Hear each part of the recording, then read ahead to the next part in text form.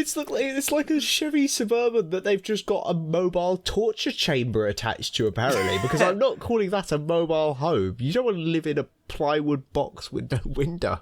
I'm relatively sure that as far as the CIA is concerned, that box is legally Egypt. Yes.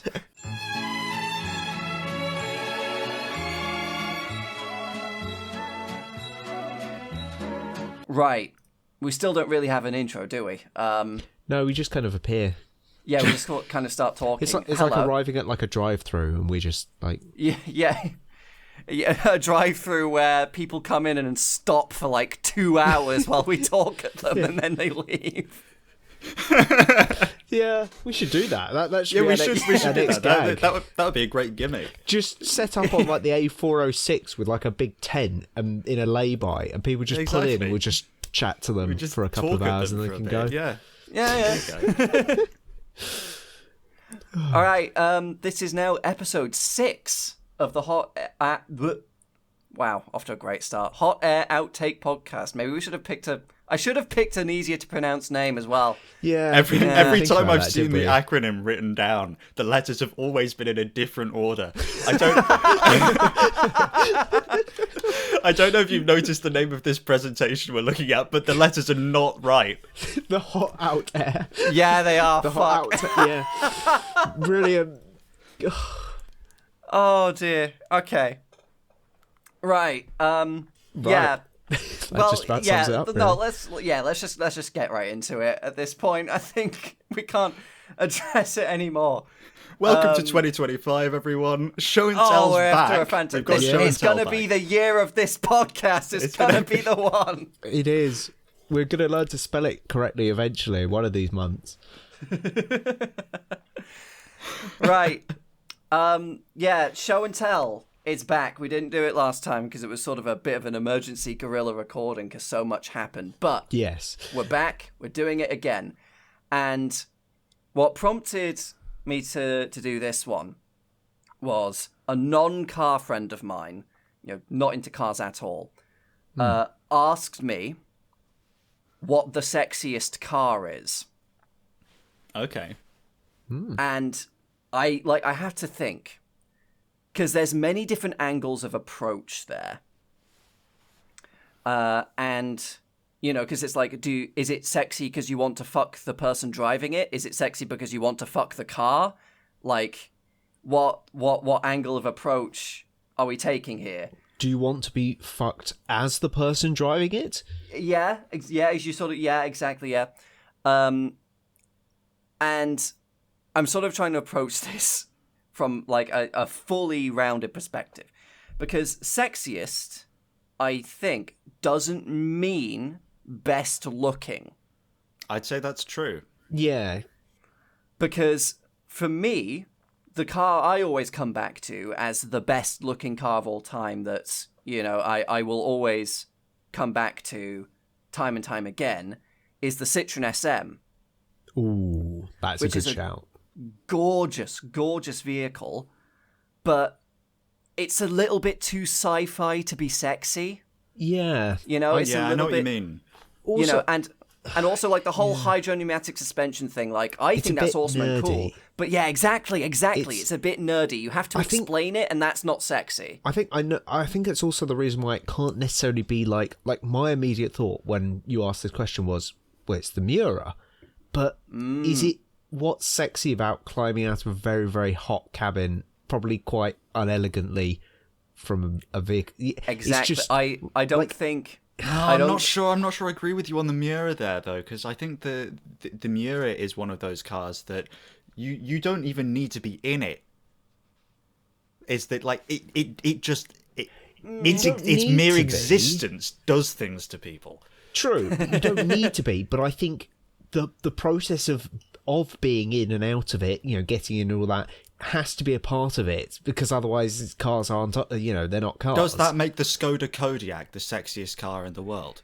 What on earth are you talking about? Because it's extremely easy to get in and out of. Well, yes, but that's I'm not the necessarily number sure one that this is the thing. best measure of. Yeah, I know. It's not the only measurement, but it's the first thing that I thought of, is that when I get in and out of my car, because it's low, I look like an absolute moron. And I've accepted that. But I think if a Miura, I would also look like an absolute moron, and that would ruin... I mean, I'm not calling myself the sexy, Italian supercar connoisseur. I just mean in general, I don't think that kind of vehicle can be driven... Well, not that it can be... lived with it and still remain sexy. Lived with sexily. Yes, exactly. A person who's sexy is sexy when in the morning and when you're going to bed and everything. Like it's a 24/7 job. But I don't think a Miura's...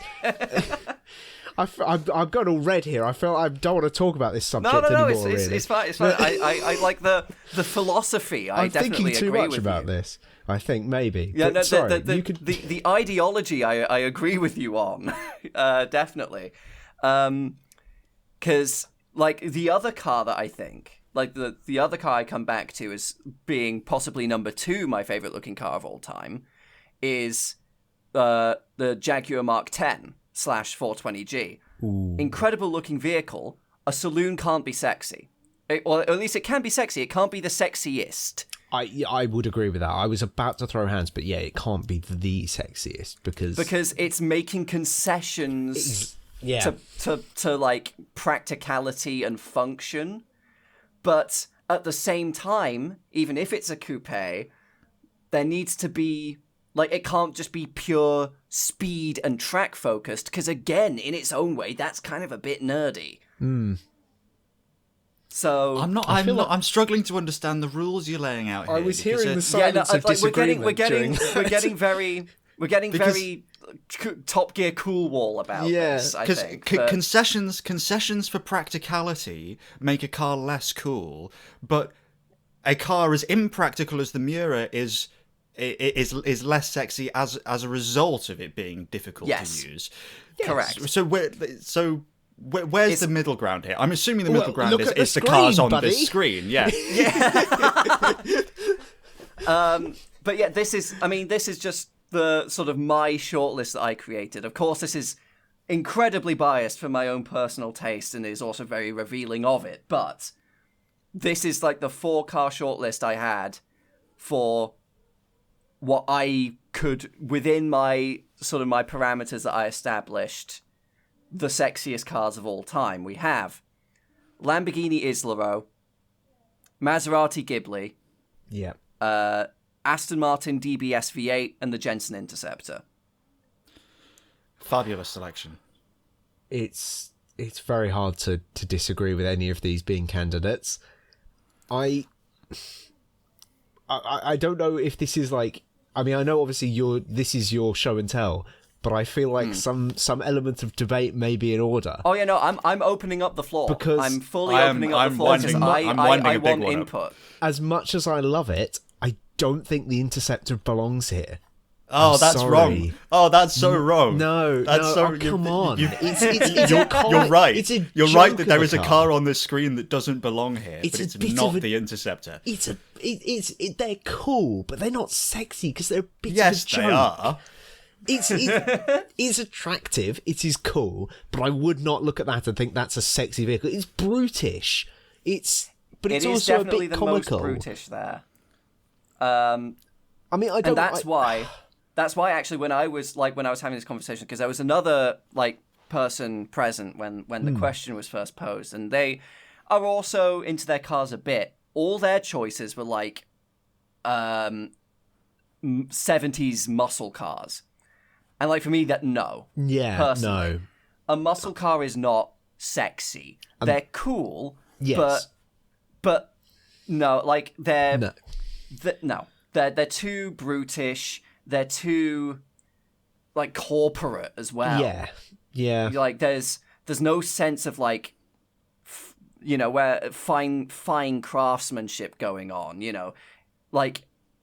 it's too smoky in the Bandit. Yeah, I see what you mean. I would agree with that as well. I think we're mostly on the same page. On the whole, I I'd agree. I'd say it's not necessarily a hard and fast rule. There were a couple of sexy muscle cars. Yeah, no, yeah, definitely. I would, if we were expanding this. I mean, it wouldn't be in my top 4, but the sexy muscle cars. I guess it's a muscle car. The Buick Riviera, the boat. That's true. Is the first generation Riviera is. No, that I will concede. That's a sexy design, even if I don't think it's as on the same level as 2, maybe 3 of these. But again, I'm going to put another hot take in the table. I just don't think a British car can necessarily be that sexy. Like on the same level, because I know it was put together by a bloke in somewhere in the UK with a pipe in his other hand, bashing it with a hammer to make the panels fit together. It's just for my ideal of what a sexy vehicle is. I don't think it could the sexiest. I think that's a little bit coloured though, because does that mean that Aston Martin shouldn't be here either? But it would. It's a gorgeous design. I think it's a more sexy design than the Jensen, but I don't think it doesn't hold a candle to the other two for me, personally. Because I will also put forward that the only difference is in the Italian case, they would also just be smacking it with a hammer. Does the fact that the backdrop is Italy, the fact that the craftsmanship is basically the same? Yeah, no, I'm sure it is. I think it's just growing up in this country, everyone is so cynical about everything British when you grow up in Britain. That's true. That kind of... I know it's a bias, but I just don't... I love that Aston Martin. I think it's amazing, but it doesn't have the same... It doesn't click the same allure if we're looking at the sexiest car. It just doesn't do it in the same way as those two do. I'm gonna make some enemies on this podcast right now. Oh Lord. That Maserati shouldn't be there. Oh, what? Ooh. Right. I don't think it's the prettiest Maserati of the era, but I do still think it should be there. It's not a sexy car. It's a cool car. I'm not even going to say it's a pretty car. I don't think it is a pretty car. Oh. Ooh, that's pushing it. That's pushing it a bit. I think that's an audacious claim. Listen, people can have their own opinions. I'm sure many people 100%. will. I don't. I'm one of those people. I don't think Maserati. I don't remember the last time I looked at any Maserati and thought, that's a really nice looking car. Seriously? Wow. That. Ow. They're just always a bit awkward, and there's always just something that's not quite right. The proportions are a bit wrong. I mean, on that car, it's a coupe body, but the side windows are just a bit too small. The doors, they're too tall. The bodywork at the back is a bit overbearing. It makes the rear wheels look too small. You look at modern Maseratis and the headlights are always just 10% smaller than they should be to really match the size of the car. I saw a Maserati Gran Turismo the other day, and I from the side it's got a great profile, but again, the rear is just a bit too much taller than the front of the car. It makes it look slightly unbalanced. The headlights are too small. I've never looked at a Maserati and gone, that is perfect design-wise. In the same way that you could look at, a Ferrari 250 GTO or a Lamborghini Miura, or, I'd argue even cars like the Jensen Interceptor, as cartoonish as it may be, within its own context, it's exceptionally consistent. And I've never had that feeling with a Maserati. There's always been that kind of slight sense of bodgery.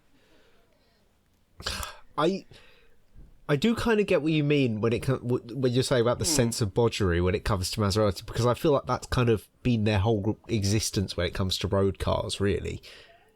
Like it's always been a little bit of a struggle, and I can imagine they've always had to release something about 10% before they really wanted to. But I cannot.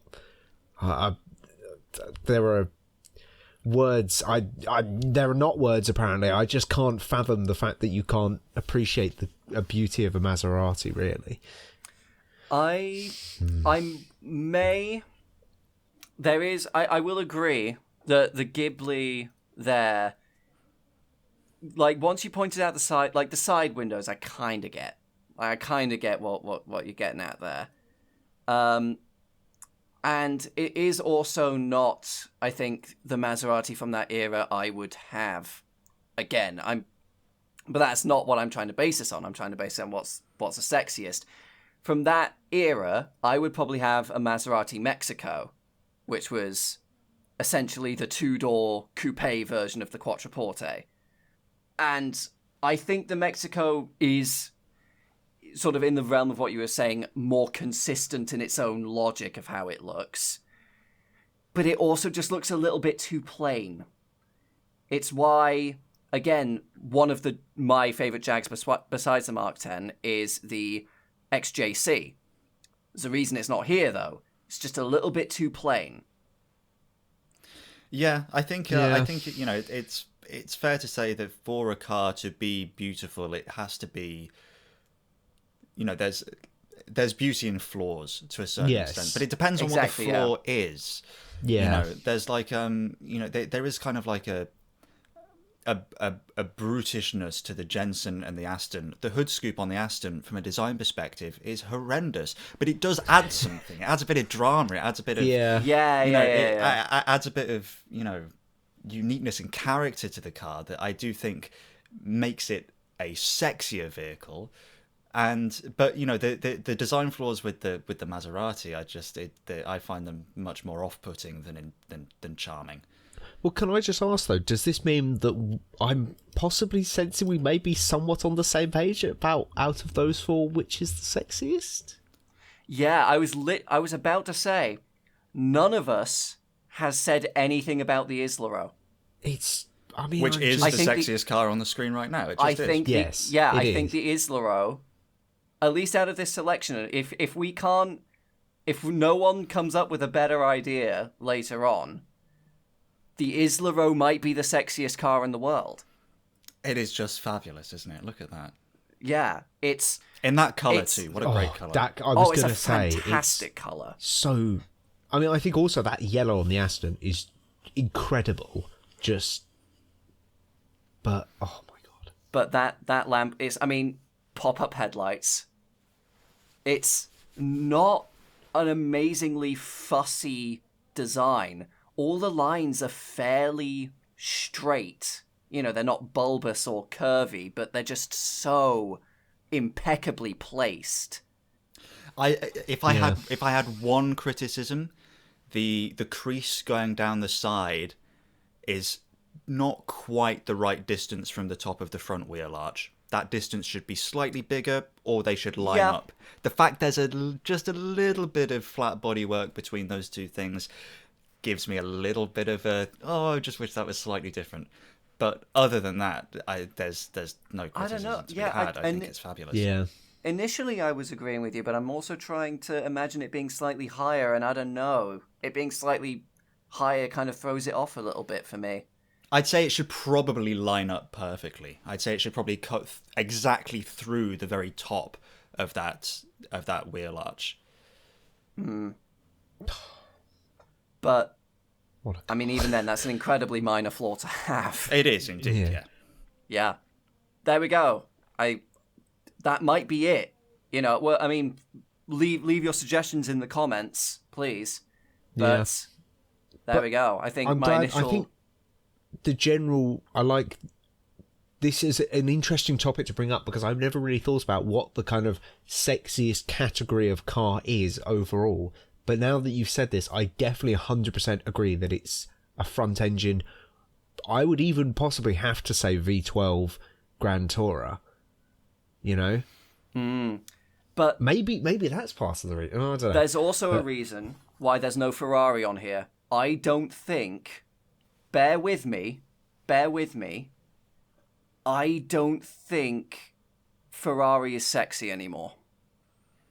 I think like all of them historically. I don't think I think the current like existence of Ferrari as a brand has tainted like cars that they have previously made. They must now exist under the same umbrella of Ferrari as a brand and as an image. Yeah.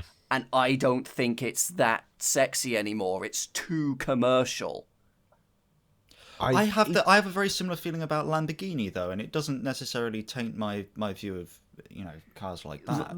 But Lamborghini, even then, like I mean, obviously all brands are commercial. That is the point of a brand. But Lamborghini still is not to the same extent as Ferrari. You can't. If you walk into a shop and you find an item of clothing that has a car brand on it, chances are it's going to be Ferrari far more so than any other brand of car. I understand. I do understand exactly what you're saying. I saw 3 separate people over the past 10 days. I mean, I spent quite a few days in London wearing kind of, I guess they would be called like retro Ferrari jackets, which I found bizarre. But then it is such a kind of, they've been doing that for a very long time. Like people who are not massively into cars will buy jackets or stuff with the Ferrari brand on because the brand is becoming cool on its own, almost independently of the cars. In the same way that you can get like, a Marshall or Fender branded speaker. Like the people who make the amps had absolutely nothing to do with that. Yeah. But it's got the brand on it, and people think, "Ooh, that's like I see that next to guitar stuff. That's cool. I'll get it." Yeah, yeah. But the counter argument, of course, to that though is that the fact that Ferrari has done that has made it a uniquely independent and successful example of a specialist car maker, because they are basically the only company in that class that who makes any money. That is in a financially sustainable position. I'm not arguing against that. As like, I mean, at that point, but it's not sexy. You are right. It's not a sexy thing. Yeah, like I'm not. I mean, I can. Don't hate the player, hate the game. With capitalism and such. You can't really be. I mean, I'll need to be very careful how I word this. You can't really be angry at like a company for doing the things that will make it money. I mean, you can if those things are morally reprehensible. It's like YouTubers with sponsorships. It's like whether you agree, at the end of the day, if you want this person to keep producing the content you want to watch, they have to, you have to do what it takes to survive, which would be a great segue if this episode was sponsored, but it's not.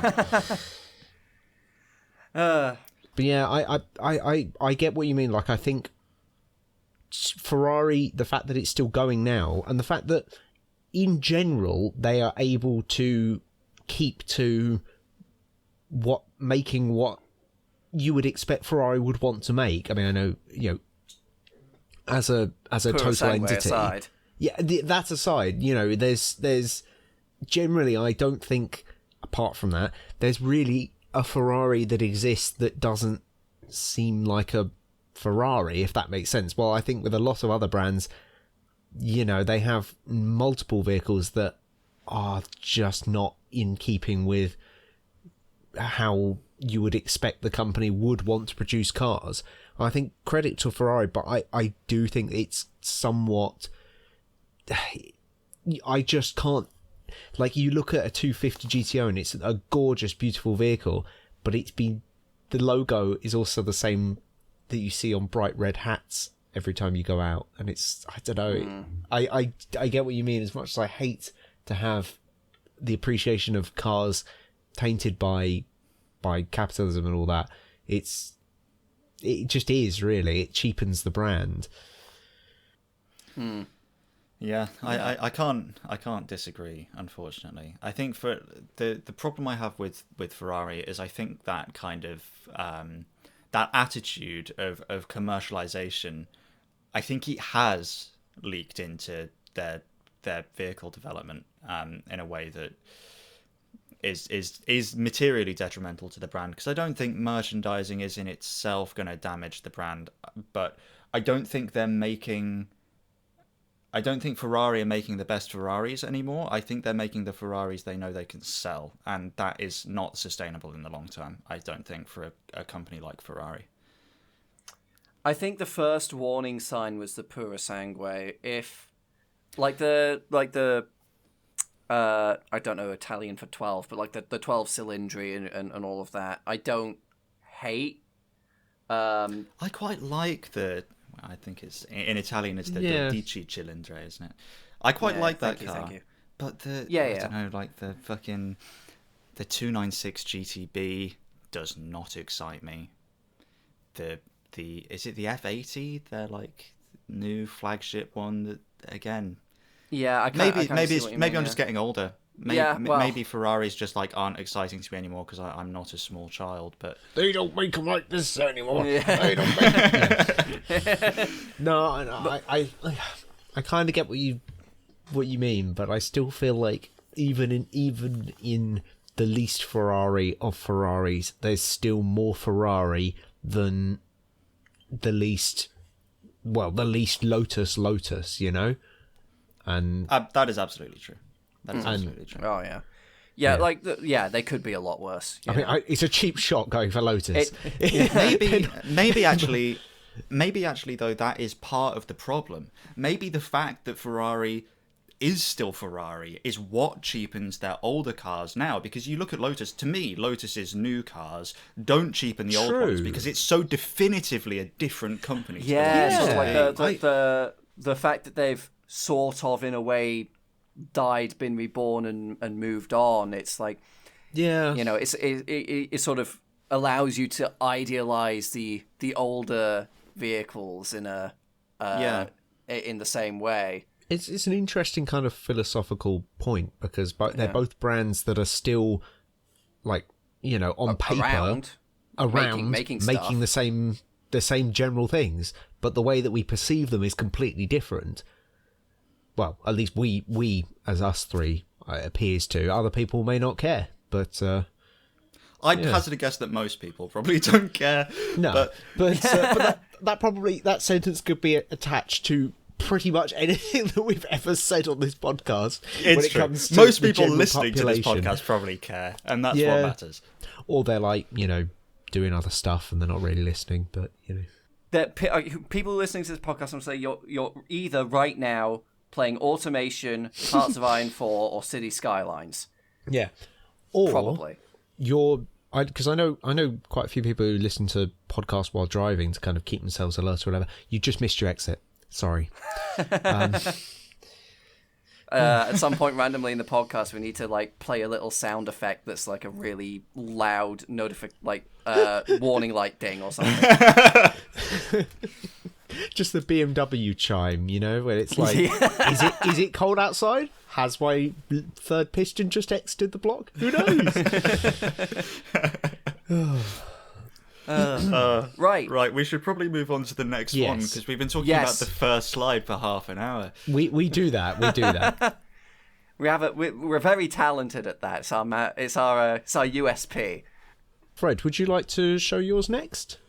So this is not a story. This is a bit of a silly one. You know, I've done stories in the past.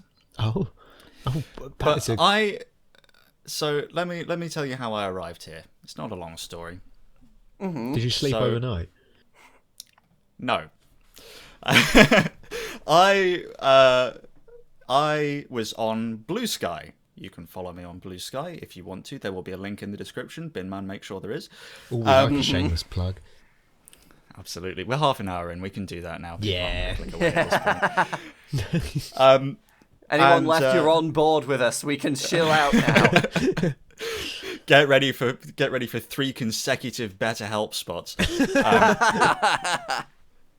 So I follow. I don't know if any of you know the YouTuber Medlife Crisis. The doctor makes videos about health stuff. Cool channel.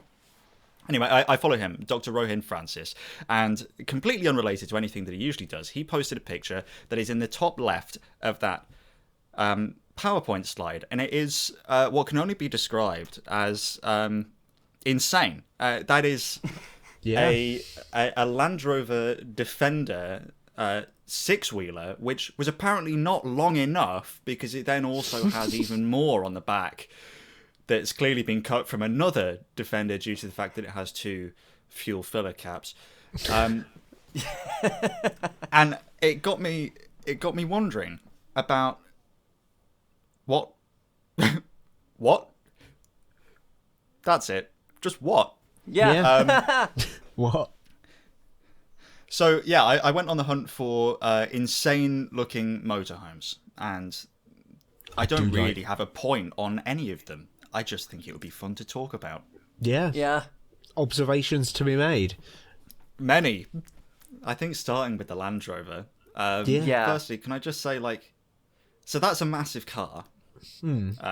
Clearly. Yeah, you're edging into bus territory with that, really. I keep being drawn to the giant chaparral spoiler on the top. What's that all about? Yeah, there's the chaparral. But what I was going to say is, like, so that car's massive.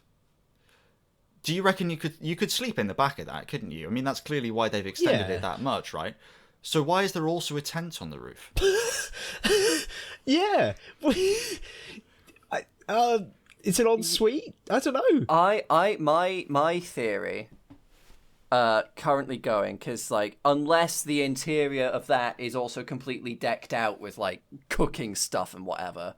Could be a kitchen. Maybe it is. Exactly. Yeah, exactly. It could be a kitchen of sorts. If it's not a kitchen and the whole thing is sleeping, they've also got, because I think that's a beyond extended cab as well. That looks like, because there's a gap in between the front door and the second door. Oh God.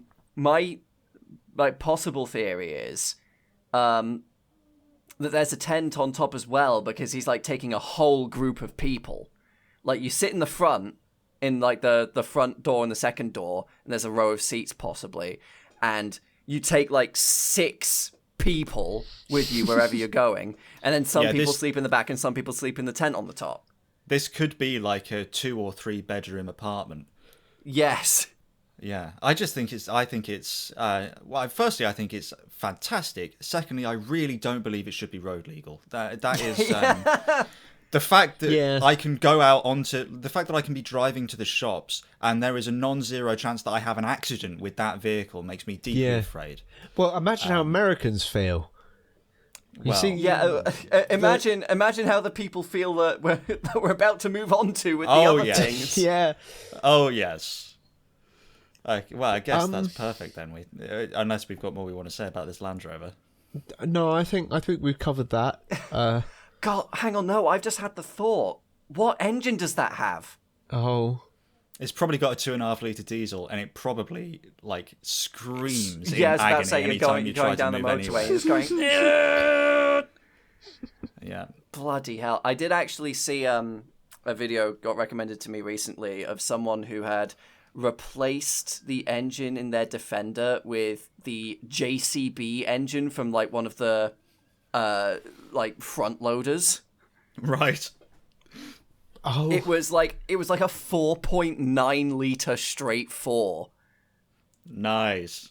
That reminded me, I know somebody with a Defender that was originally sold to JCB, that, as far as I think we could tell when we had a look, it had, I think, about 6 different coats of paint, and like none of the panels that have VIN numbers match, so it might just be a different vehicle.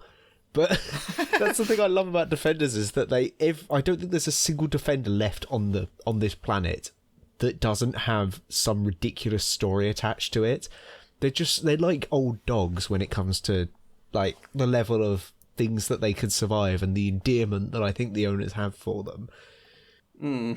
They are a uniquely, cool vehicle. It's a shame. I did. I don't want to go off on too big of a tangent here because I could talk about this for hours. But I do think it's a little bit of a shame. What did we ever talk about it on the podcast? The Land Rover Defender Classic. Oh no, I don't think we did. No. The kind of Resto Mod series. I don't remember all of the details. I actually made a video about it. It didn't go on Automobilistic. It went on a different channel. But I made a video about it, and my feelings about the Defender are complicated because I think it's extremely cool, but I also think that the story of its the ubiquity of the appreciation for it has led to some really, really unfortunate market dynamics, I think. That's definitely true. That's definitely true, yeah. Yes, if we try to keep on topic. Oh, yeah. Good Lord, what is happening on the rest of this screen? You guide us. Pick which one you want to talk about next. Right. I'm quite intrigued by the top right. I was just looking at that. Just it looks like something from Gary's mod. It does. It's like a Chevy Suburban that they've just got a mobile torture chamber attached to, apparently, because I'm not calling that a mobile home. You don't want to live in a plywood box with no window. I'm relatively sure that as far as the CIA is concerned, that box is legally Egypt. Yes. World's first mobile black site. Exactly. I would be scared if I saw that in a... Well, I'd be scared regardless of where I saw it, because if I saw it while I was stationary, I'd be scared that I was going to end up in it, and if I saw it while I was moving, I'd be scared that I was going to end up under it. To what I was saying before, if it was standing still, I'd be scared that at a random point the wind would blow and some Source engine shenanigans would start happening, and I'd get knocked and die immediately. Yeah, exactly. Yeah, like the fucking Gary's Mod ragdoll sound effects happen, and then just I'm slapping around in there, and then I'm a fine paste on the side of the road. Yeah. It seems to me that these are classed into categories of like vehicle amalgamations of like multiple vehicles, plywood contraptions, and then, well, there's the Prius.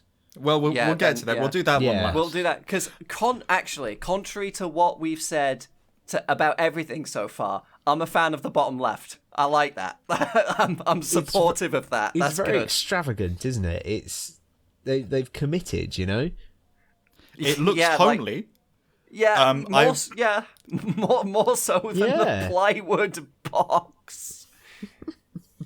I'd be, for all of these vehicles, I would be deeply, deeply concerned, especially the older trucks, the bottom left and the top center. I'd be so scared about the brakes. Honestly, I'd be absolutely terrified. Yeah. Imagine like. I think the top middle, I think, is just an experiment to see how many windows they could just fit on that. Because what's going on with the back of it? Yeah, the bit directly above the rear wheel. I tried to work out what that was for at least 20 minutes when I first came across this image, and I don't understand what it is. Yeah, I don't. It's. I think it's just made out of things, and some of those things look strange. I think you know, that's the conclusion I've reached as well. It is just stuff. Yeah. Oh God, yeah. I'm scared. I don't want to keep trying to figure out what's going on with that one. Also, can I just say on the Chevy Suburban before we move on, like the top middle, right? It's just made of stuff, but you can see at the front where they've tried to support the front of it. They've attached it to the bumper, which will be connected to the chassis on an old truck like that. It will be directly bolted to the chassis. That's sturdy, right? That Suburban, they've probably just fucking straight up nailed through the fenders. Yeah. There's no structural support there at all. If you put too much weight on that, wobbly. I think you can see. I think you can see if you look carefully where the front right wheel arch is like bent out of shape compared to the bonnet. That is actively being bent and mangled. Beautiful. Just awful, isn't it? But yeah, the bottom left is it looks like a very odd looking house. Yeah. I wonder if it's even that one might not even be mobile. That might just be a house that's been built on a truck. Who knows? Quite possibly. We can only hope for the safety of everyone in that community. Yeah, I don't want that thing Yes. to drive. I'm sorry. I mean, any of these, really. But, yeah, bottom middle, that is... I'm pretty sure that's a Subaru. Yeah. But I would say Toyota Tercel, personally. Oh, right. I saw the rear lights, and I was thinking, yeah, those kind of look Impreza estate shaped, but... It's just that poor suspension. God. Please don't tell me that thing moves.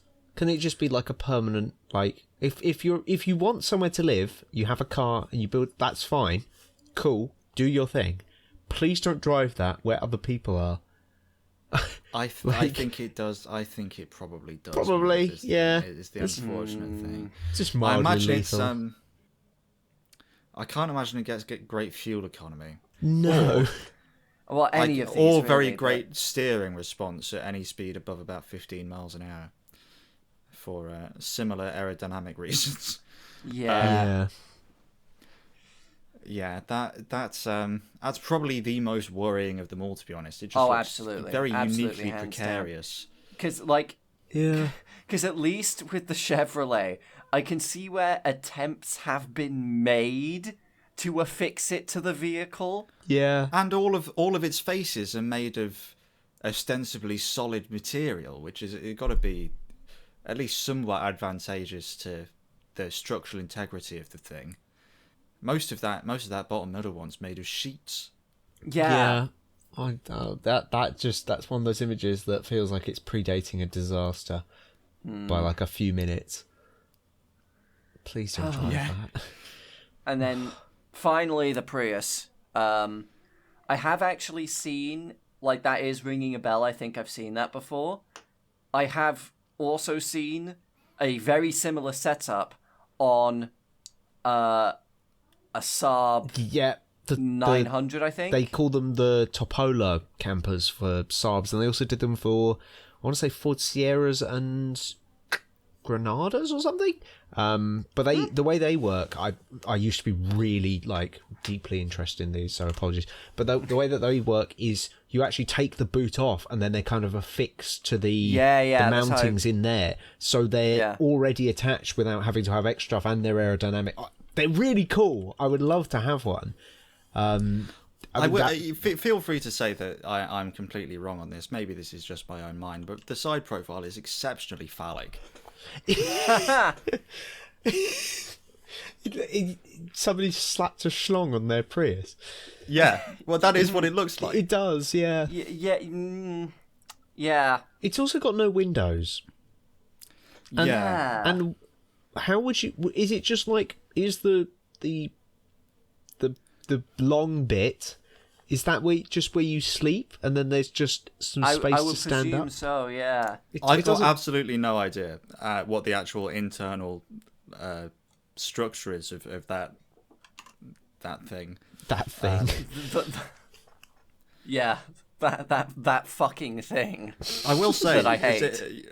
The prospect of coming across that on the road is the least scary. Oh yeah. Because that is that is what all of these other people thought they were doing. Yeah. That's how it looked in their minds before they started creating it. I've just got a picture of the back up. It has like an actual full-on door on the back. What, are we talking just like a B&Q like house door? Almost. It like... Oh. Yeah. Okay, that's quite bizarre. Those tail. Yeah. It looks like a sad face with like everything put together. That must be so gloomy inside there. You would be pretty sad, wouldn't you, if you're a Toyota? I mean, you'd be sad anyway if you're a Toyota Prius, but to be one mutilated must be... Oh! I have pictures of the inside! Oh, please share. You do Cribs. sleep in the dong. You do sleep in the Oh, dong. that's- It's that's confirmed. good. And That's there's nice. a sunroof. There's a sunroof. Oh, okay. Oh, so it's cool. it's small, but it's cozy. I think I could probably live with that for a bit. I don't know. I feel like that would be. I'm I'm not a claustrophobic person, but that makes me feel uncomfortable. I don't like I've it. slept 2 nights with just a mattress and a sheet in the back of a Volvo. You get used to it. It's fine. That would be way bigger than this Prius thing. True. Well, I get yeah. Because I guess Mainly it's in quite terms of short. headroom, yeah. I still managed to smash my head on the ceiling. So It reminds me a lot of James May's Lotus Coffin yeah. from their motorhome episode. It is just a very looking at similar now. principle. It is almost the exact same principle. My main issue with this, the bit where you're lying is curved. That's not going to be particularly pleasant, is it? To lie on I guess if you sleep on your front, but if you sleep on your back, that's not going to be nice. I can't imagine that being particularly good for your back either. I'm not sure I'd be able to get You've probably particularly comfortable for that. If you're sleeping in this for a long period of time, I'd hazard a guess that the biggest problem in your life is not your sleeping position. True. It's if your wife will let you see the kids on the weekend. Ex-wife, Yeah. sorry. Yeah, this is like Elon Musk if he didn't own Tesla. I was about to say this is the most divorced vehicle of all time. Well, second, there is this, yeah. No, that does like that's going on. Like I made a tweet about it a while ago. But I saw a tweet where it was like someone talking about like, oh, if your wife kicks you out of the house, you can always sleep in the back of your Cybertruck. And just my immediate gut reaction was, why would she kick you out of the house? Well, that's not a legitimate problem for most of you or me. Yeah, like why? But you know, But yeah, that's the oh god, there's some the kind camper. of the prenus. I'm trying to come up with like some kind of pun with Prius and the penis. prenus. It's not really working. I didn't clock that up. The pre- That's brilliant. Oh god. Right. Yeah. So Final bit. Joe, I please take too it am in this away. episode. So this was just something that I was thinking about a little while ago when I was chatting with someone about. We were talking about. Well, basically, I've been watching Too Fast, Too Furious, and they have the really awesome Saleen Mustang like during one of the front scenes, and we were talking about how growing up, those were kind of at least for people who watched.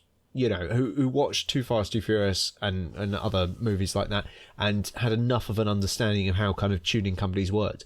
Those kind of pre-tuned versions of cars like that, mostly muscle cars, were just the coolest things in the world. And that sent me down a bit of a rabbit hole of vehicles made by Saleen which are less cool, perhaps. So the first one, the top left, is the Saleen. Specifically, this one is the XP6, which has a great, a brilliant fact about it, being the fact that it was made by mistake. Right. Because like you just like wake up and say, oh no, I made a Ford. Oh. well, they made the XP8, and that might give you a clue, which was the I think they were supercharged versions of the Explorer, and they were quite cool. But they got a shipment of them once from Ford that were accidentally with the base V6. And I see. they just went, I guess we're making V6s now. And so I don't know how many they made, but it must not have been many. But they were all the same as the XP8s, which are supercharged V8 and everything, but with a 200 horsepower V6. Oh, that's so depressing. I just find quite funny. It's did they tune the engine at all? No, not as far as I'm aware from the research that I did. It was just a V6 Explorer with some body kit bits on it. But I do like that generation of Explorer, though. Me too. They are really cool cars. I'm not sure that one should less really so. be a Saleen, though, should it? I just find it, like, I could get behind the idea of, like, supercharging one and make it quite quick, at least for the era, because this would be before a lot of, we think about fast SUVs blighting our roads today, but, this was an era where that was less common, but this was a fast SUV that wasn't fast. It just looked... Yeah. Just looked it. I suppose, like, they probably would have done some, like, luxury optional extras to kind of Probably, make it yeah. worth it, but still, yeah, like, that's not what Saleen is known for. You get your Saleen for, like, your big supercharger with the whee, like, whining is like, yeah. I have just read the bit that said one of the options you could have got when you spec this, even in the V6, was $4,000 worth of Recaro seats. Wow. For your 200 horsepower. Yeah, you need that for your 200 horsepower big ass SUV. Yeah, I love him. Yeah. He sucks so much. I love him. He's so terrible, but... But I just feel so bad. It was a mistake. He wasn't even supposed to exist. What a tragic vehicle. Oh. Sorry, that got a bit rude, but no, it's true. It's true, and I have great sympathy for him, but he shouldn't exist. The next one is sadly one that didn't exist, but I think should have done, which was the Ford Thunderbird Saleen. Yeah, because they brought back like the tonneau cover that has like the It looks so the speed good. thing. Well, I can only think to call it the speed things behind the headrests. Yeah. That were on the late 60s Thunderbird. Mm-hmm. And they look fantastic. Yeah, no, I love like just on any sort of old race car where they have that thing, the speed things behind the headrest. Brilliant, love it. Yeah, I think that is an amazing looking vehicle, because I always had a somewhat of a soft spot for the modern Thunderbirds, but they were a bit weak. I mean, I forgot until I was researching for this, but they had the Jaguar V8s. They didn't even have... Yeah. I always assumed they'd be Mustang motors, but no, they were a bit weedy, and I mean, they were personal luxury cars. They probably did that job quite well, but when you look at it like that could have been something quick and cool looking. So would they have supercharged the Jaguar engine in this? Or No, do we know anything about the this engine? prototype, from what I found, had an actual Mustang or a proper Ford V8. So 350 odd horsepower, still an automatic, still, mostly the same vehicle, but just look at that. I love that is really cool. Yeah, the split rear spoiler is awful. I love it. Yeah, it's very Ricky Bobby, but I can't hate it. I like the styling of these things, but they always looked a bit 75% of the way to being quite cool, but never quite cool. They live in the same... This might be incomprehensible to anyone other than me, but it makes sense in my head. They occupy the same part of my brain as the Peugeot RCZ. Yes, I do kind of get that. They're like... not... There was an idea there, and it should have been really, really cool, but they were kind of underpowered and a bit compromised, and they were just kind of a bit wishy-washy. This era of early 2000s retro styling as well has not aged brilliantly. It's like if the Peugeot RCZ and the Jaguar S-Type had a bastard child, yeah, it would be this. It's pretty close to what it actually was, to be fair. Yeah, not Jaguar the Peugeot, engine. But Yeah, Jaguar engine, yeah. And of course Ford owned Jaguar at the time. Yeah. So, yeah. Now there's an elephant in the room, but the elephant looks like a frog, and there's a Ranger. Yeah. He definitely looks. It's an elephant that appears to have had its legs cut off at the knees. It does look. There's just something so deeply odd about the proportions. If it Why had are the wheels so Exactly, yeah. startlingly small? if, Why, if it why?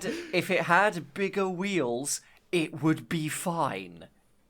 I'm not sure it would, actually, because I'm looking at some of the bodywork, and like there's a panel behind the cab that looks a bit fucking Yeah, I mean, strange. It's not the wheels. It's not the wheels are the right size for the wheel wells. Yeah. The wheel wells are too small. Yeah, they are a bit.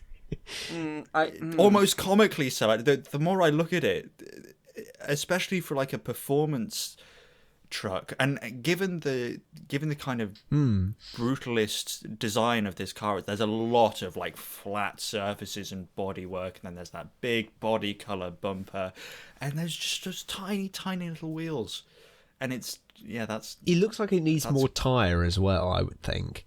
It needs both. It needs bigger wheels and bigger tires, which means it needs bigger wheels. It needs bigger. It just needs bigger, really. But would you be shocked and awed, as I was, to reveal that the reason why they made these, they called them the sport trucks, was at the same time they were making these the race trucks, which were like actual no, racing this vehicles. rules. This is awesome. This rules. I love Look it. at him. This does change my mind. So they were homologation trucks. I don't know if they were necessarily homologation. I think they were more just kind of, hey, we make this that looks like the thing that you can see racing in this. I even think it was some like truck, like pickup truck racing series that they did kind of well in. Because I know there is. Oh, they did NASCAR trucks. Was it? It might even still be a thing. Yeah, it's still a thing. Yeah. When did that start? Well, this was late 80s. Looks to be I think it was only 87 and 88. Okay, so I've just checked. The NASCAR truck series started in 95. So this was before that. So this was pre that. Well, no, they made 4 years of these things.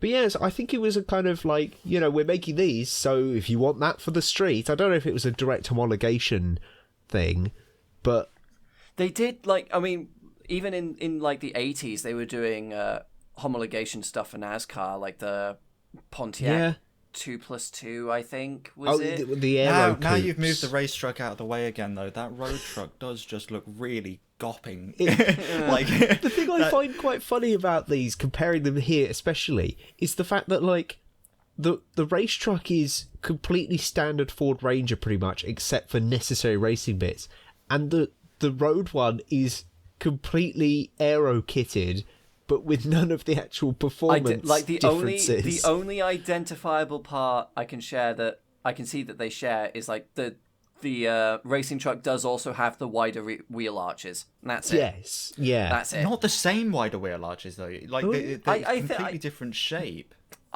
Especially if you look at the back. There's actually a bigger flare on the road truck than there is on that racing truck. On the back, yeah. On the front, I think they're almost the same. Almost. Are these from the same year? Yeah, these were the same. Like they were making these at the same time. The racing ones went racing, but then they were also, making the. Well, the truck is called the Saleen Sport Truck, and that is the Saleen Sport Truck race truck. Supposedly the version of that, but obviously anyone with eyes can tell that they're not. They look a generation apart to me. Well, I think it's because the road one has like that really bizarre frog-looking aero fascia. Yeah. Because like the headlights and the indicator are in the same place, but instead of like the slatted grille, it's just got two. I can't stop seeing a face on it. I just can't. Because it's got like a big nose and it's got like a little mouth. It's going, ah. But yeah, I found that greatly amusing, and then was somewhat impressed when I realised it went racing in some form and actually did well. Ish. It won a few races, which is more than most vehicle, most motorsport. It's more than most pickup trucks. Yeah. That is fabulous. I'd also just like to point out as well, because I think this really does highlight it. You can't see it very, very well, but on the race truck, you can still see how tiny the wheels are. Because look how much bodywork there is between the top of the rear wheel aperture and the when you get to like the Yeah. bed, right, you can see on the very right of that image a normal looking truck, and you can see it's got about half the amount of bodywork Yeah. between the top of the wheel aperture and the Wow. bed. What's up with the Ranger? It just did that, I guess. He's just a little guy, I guess. I don't. You can't knock him. He tried his best. I have no idea what's wrong with him. I guess there's less bed intrusion, I guess. So it probably is actually more practical. But my God, it looks very odd. Well, and then so that we don't spend too much time, I'll just move us on to the Focus. to the final one. So obviously, everyone, you can see that that's a Ford Focus. I'm also a big fan of Need for Speed Underground.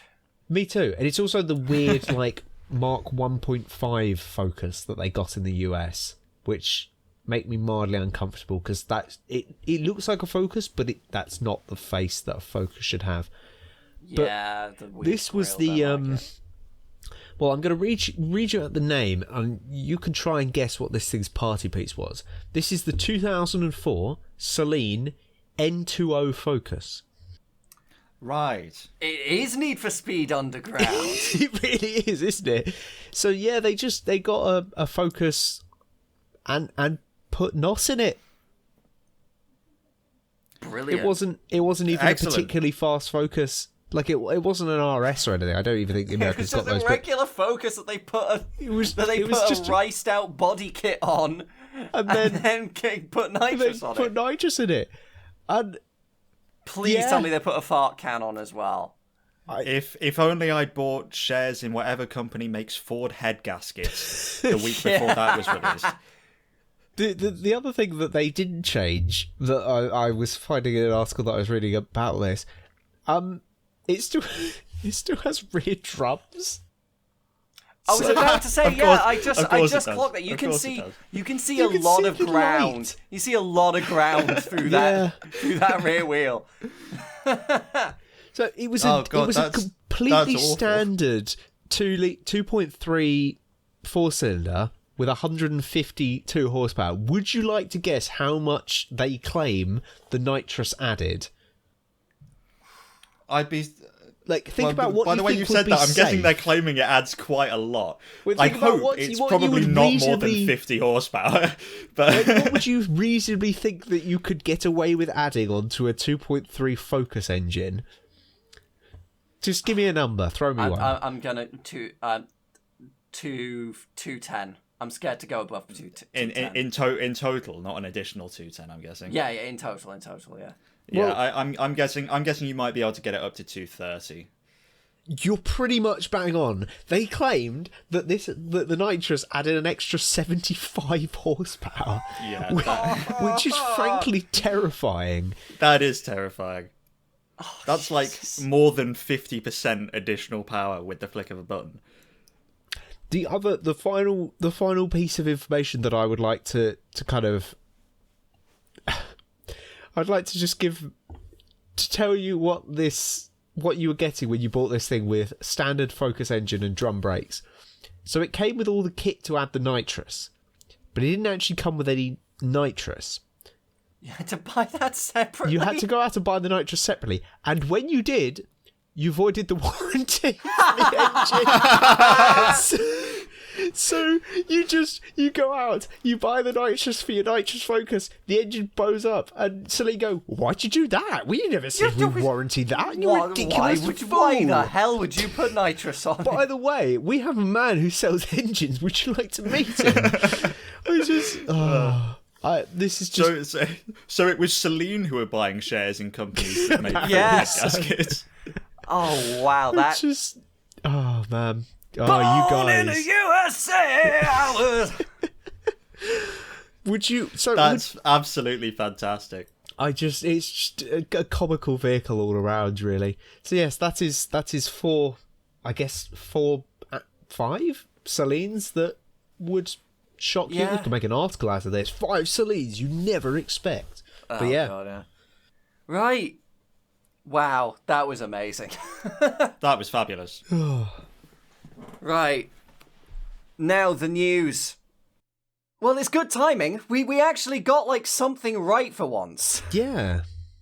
I feel like there's of course, we are going to be talking about this for a long time, but my initial reaction is I don't feel like there's a whole great deal to say headline wise here, because it is what it is. We've known for months now that Nissan is on the brink.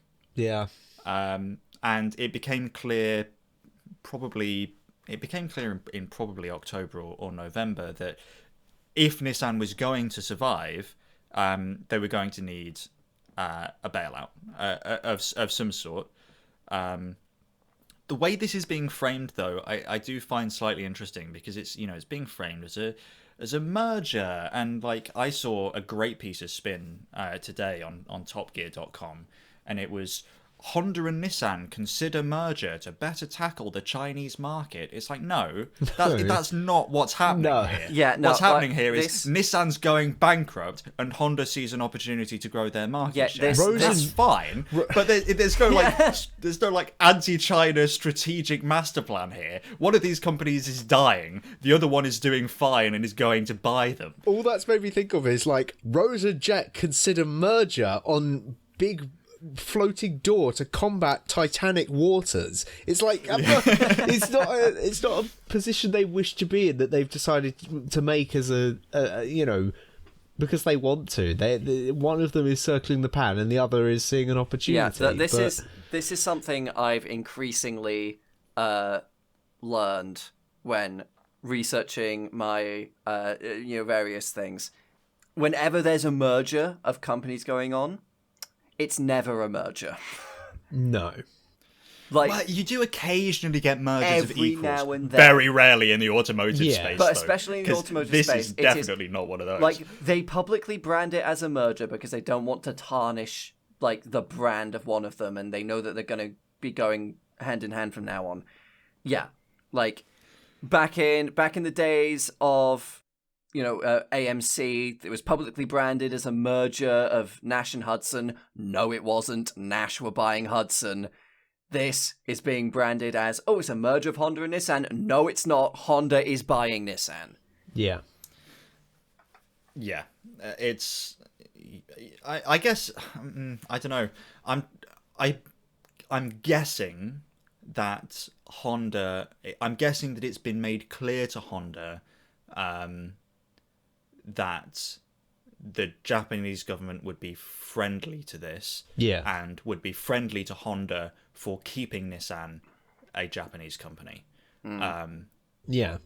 Because if they weren't provided a friendly environment for this to take place in, I'm not even really sure that this makes a great deal of sense for Honda. No, because Nissan's not in a good place, and it's also not actually got a particularly strong portfolio. Honda's is better, as you can tell by the fact that Honda are doing fine and selling a reasonable number of cars, and Nissan are clearly not. Yeah, because I mean, what was it 98% that Nissan's profits fell by the end of things last year? It was I think their profit forecast fell by I think it was like 96% or something. It was ridiculous. Like that is catastrophic, and it's like Nissan's sales have nearly halved almost across the board. They went down by just over a third in America. They went down by a little bit more than a third in Europe. They've just been, and on top of that, they tried to resolve that by, at least in the short term, in America, by selling their cars more cheaply, by doing more and more deals on them, and it didn't work. Because it just meant that they were bringing in less money on each car. They make we don't need to rehash, because we talked a lot about Nissan's problems in the last episode, so we don't need to rehash that specifically. But fundamentally, they are not innovating, and they are not making products that people want to buy. No, And as much as we can dress it up in all of this, like there's a whole bunch of macroeconomic trouble. The entire auto industry is in a bad way. Everybody knows this, right? But there is a material reality here, which is that it is possible for companies to do okay, because companies like Honda and Toyota they're suffering, but they're weathering it, and Nissan is not, because they're worse at operating this business. They're just not capable of doing it as well.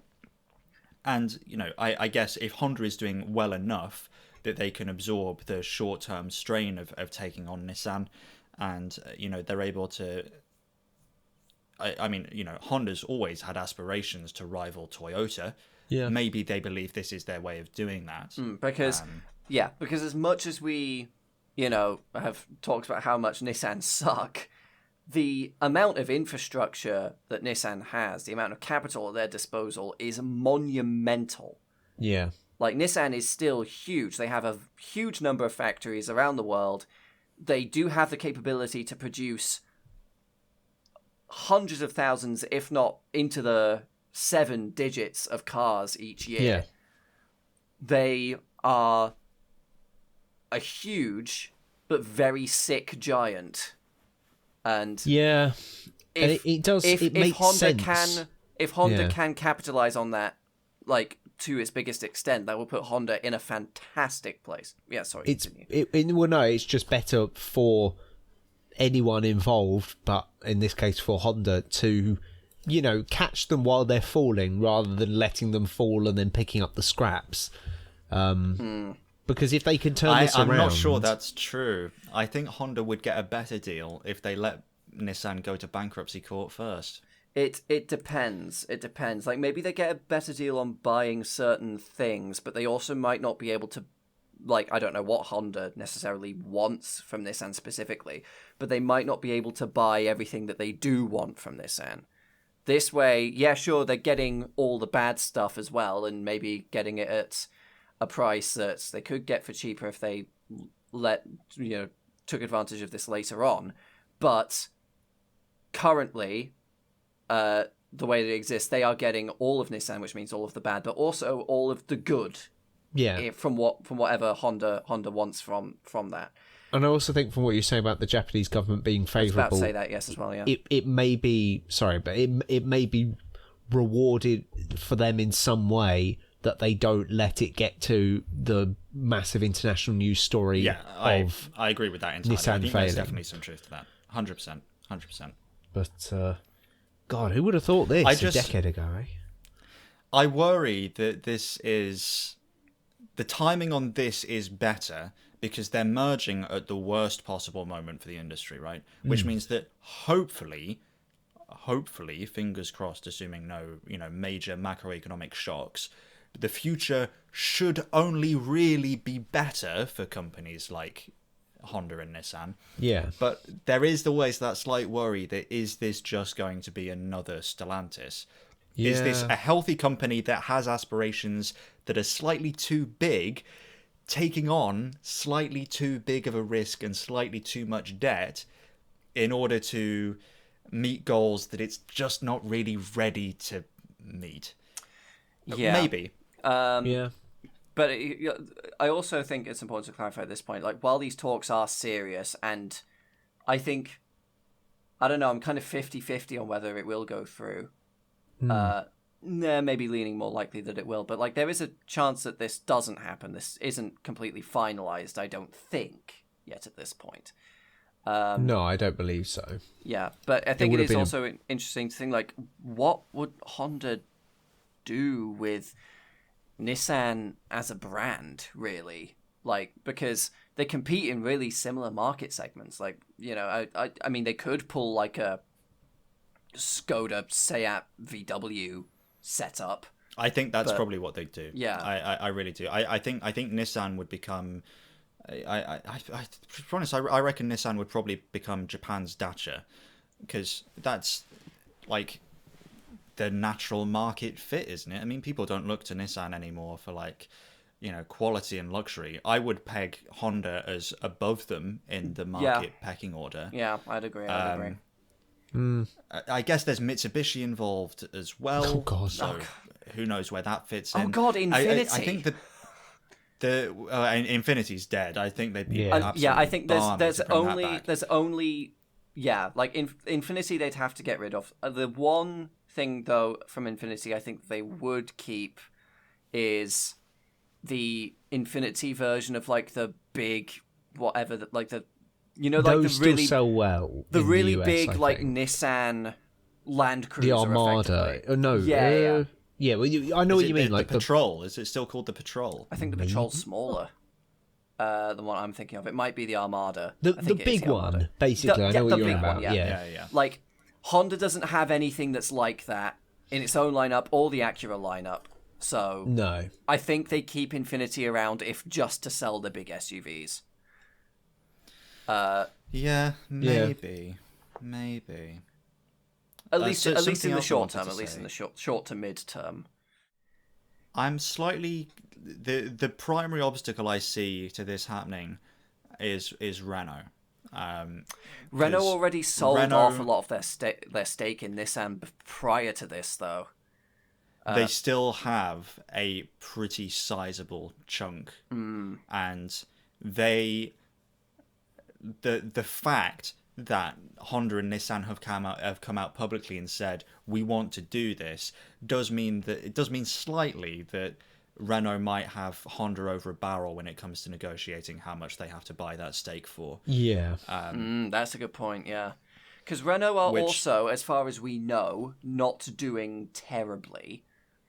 Renault is one of those companies that, I've said this about companies that it turns out 2 weeks later have not been doing well, but Yeah. Renault does appear to be one of those companies that is weathering this storm pretty well. Yeah. That doesn't mean they won't want as much money out of this as they possibly want, though. But- they can Well, get, no, of course. And to be honest, I'd say like it might be in Renault's best interest to make this deal as hard as possible because, to be honest, Renault's kind of a more natural merging partner for Nissan than Honda is.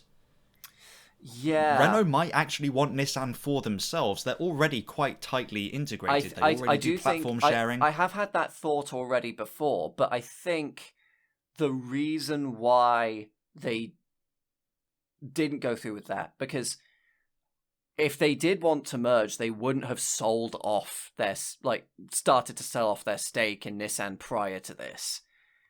If they did want to merge. They may have done that because they foresaw that stake losing an enormous amount of value very quickly.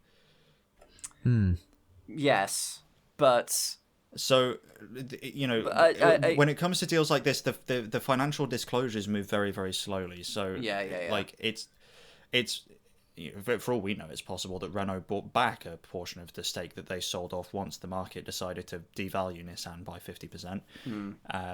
yeah. Who knows? We'll see. But I think Renault's wanted to merge with Nissan forever. I mean, that was kind of Carlos Ghosn's ultimate goal for years, and we saw what happened to him. But could it also be? I mean, I know, maybe I'm completely talking out my arse, but could there also be the possibility that they're seeing this happen? They just want rid.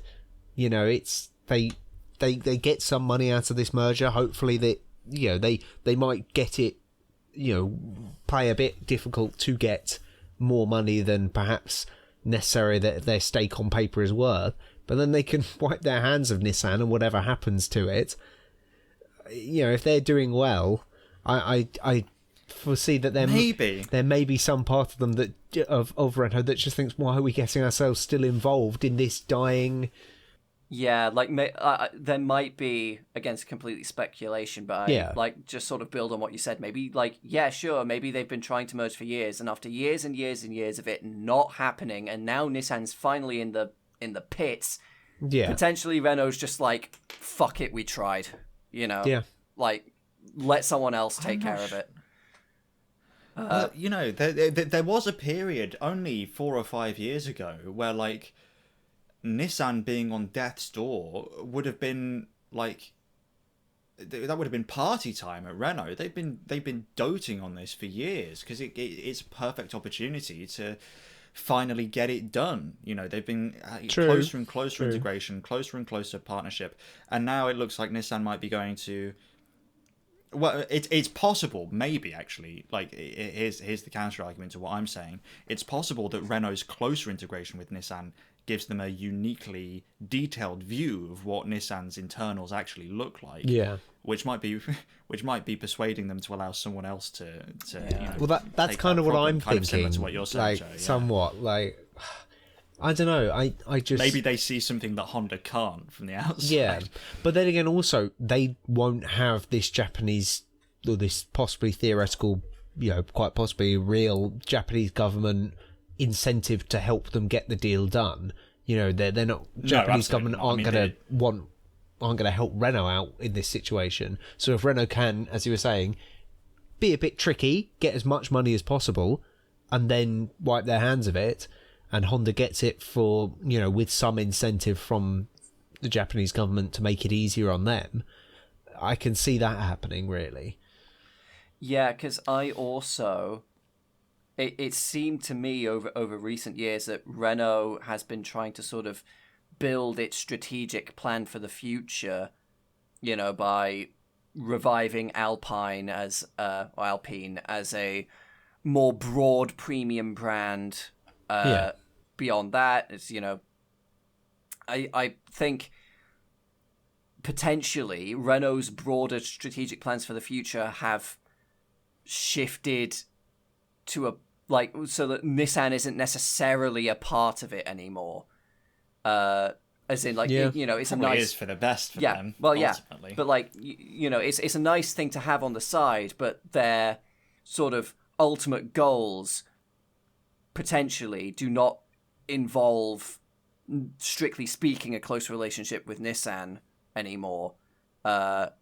And that's why they're sort of, like, maybe trying to wash their hands of it. I know that, like, there is also entirely the option that they could be completely pissed off with this and that Honda's jumping in on their game. But I think the fact that they've had such a close relationship for so long and they still didn't do it, I think is might be somewhat telling. But I just find this so...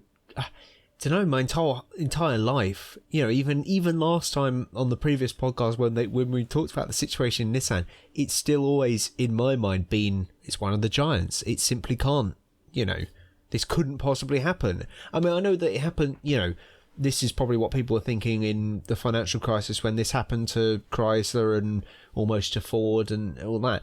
But, you know, as from a European perspective, the fact that, you know, I could probably name a dozen people I know who have Nissans or whose family have Nissans, but then I think about how many of them have bought a Nissan within the last year, the last 2 years. They're all 10-year-old Dukes or Leafs or something like that, Cash or guys. Micras. Nobody buys a new Nissan. I guess it makes sense when you look at it, but God Almighty, it's a shocker. Yeah. I mean, like, yeah, with these giants that die, it rarely comes in, like, a big, sudden shock of, you know, the reasons that build up to these things happening take a very long time, and the fact of the matter is, like yeah, I concur. New Nissans are a fairly rare sight on the roads, at least in Britain, you know. Yeah, and to be honest, I think it's also telling that I don't miss them. When was the last time they made a car that you saw out on the road and you're like, oh yeah, that's cool. We're not missing Nissan. I mean, even missing. the new Z, you know, I was excited about that when it was first announced. Yeah, but do I miss the fact that we don't? We already talked last time about how it's just a bit of a dud. And am I disappointed in the fact that we don't get it over here? No, not really. I don't care. No. Who cares? Does anyone care, really, about it as a vehicle? You know, the amount of modified GR86s I see pictures of online. How many new Zs do you see? You know? I mean, I think genuinely the last properly exciting Nissan was the GTR. And they're still making that now because they've just... What happened? They just went... They've just completely and utterly... Moving on 20 years ago. Yeah. Yeah, we're just completely and utterly stagnated Yeah. and done absolutely. Yeah. The GTR is like the fucking Jaguar E-Type at this point. They just kept making it. Or perhaps the Renault 12. Or perhaps, yes. As we all know, it is underneath. Yeah. Perhaps it's best we move on. I hadn't looked at the slide. Yeah. Full enough size to see Cat before. Yeah, no, that's good. That's good. Well, it's not really very surprising, is it? No, this is kind of old news now. Yeah, he's gone. He's gone. Well, he's not gone yet, but on the way his out. resignation has been agreed. It had to happen. Like, Stellantis is a publicly listed company. Yeah. They are beholden to shareholders. The share price absolutely shat the bed, so he got the sack. It's the way that it goes. Is it going to solve Stellantis' problems? Almost certainly not. I've just noticed he has books of each car brand of Stellantis on the shelf. Does he? He has an Alfa Romeo book and then a Jeep book and then what a fucking larper. That's the most PR picture I've ever seen. It's brilliant. It really is. And then just like a big book a big book in Weezer blue called Doing.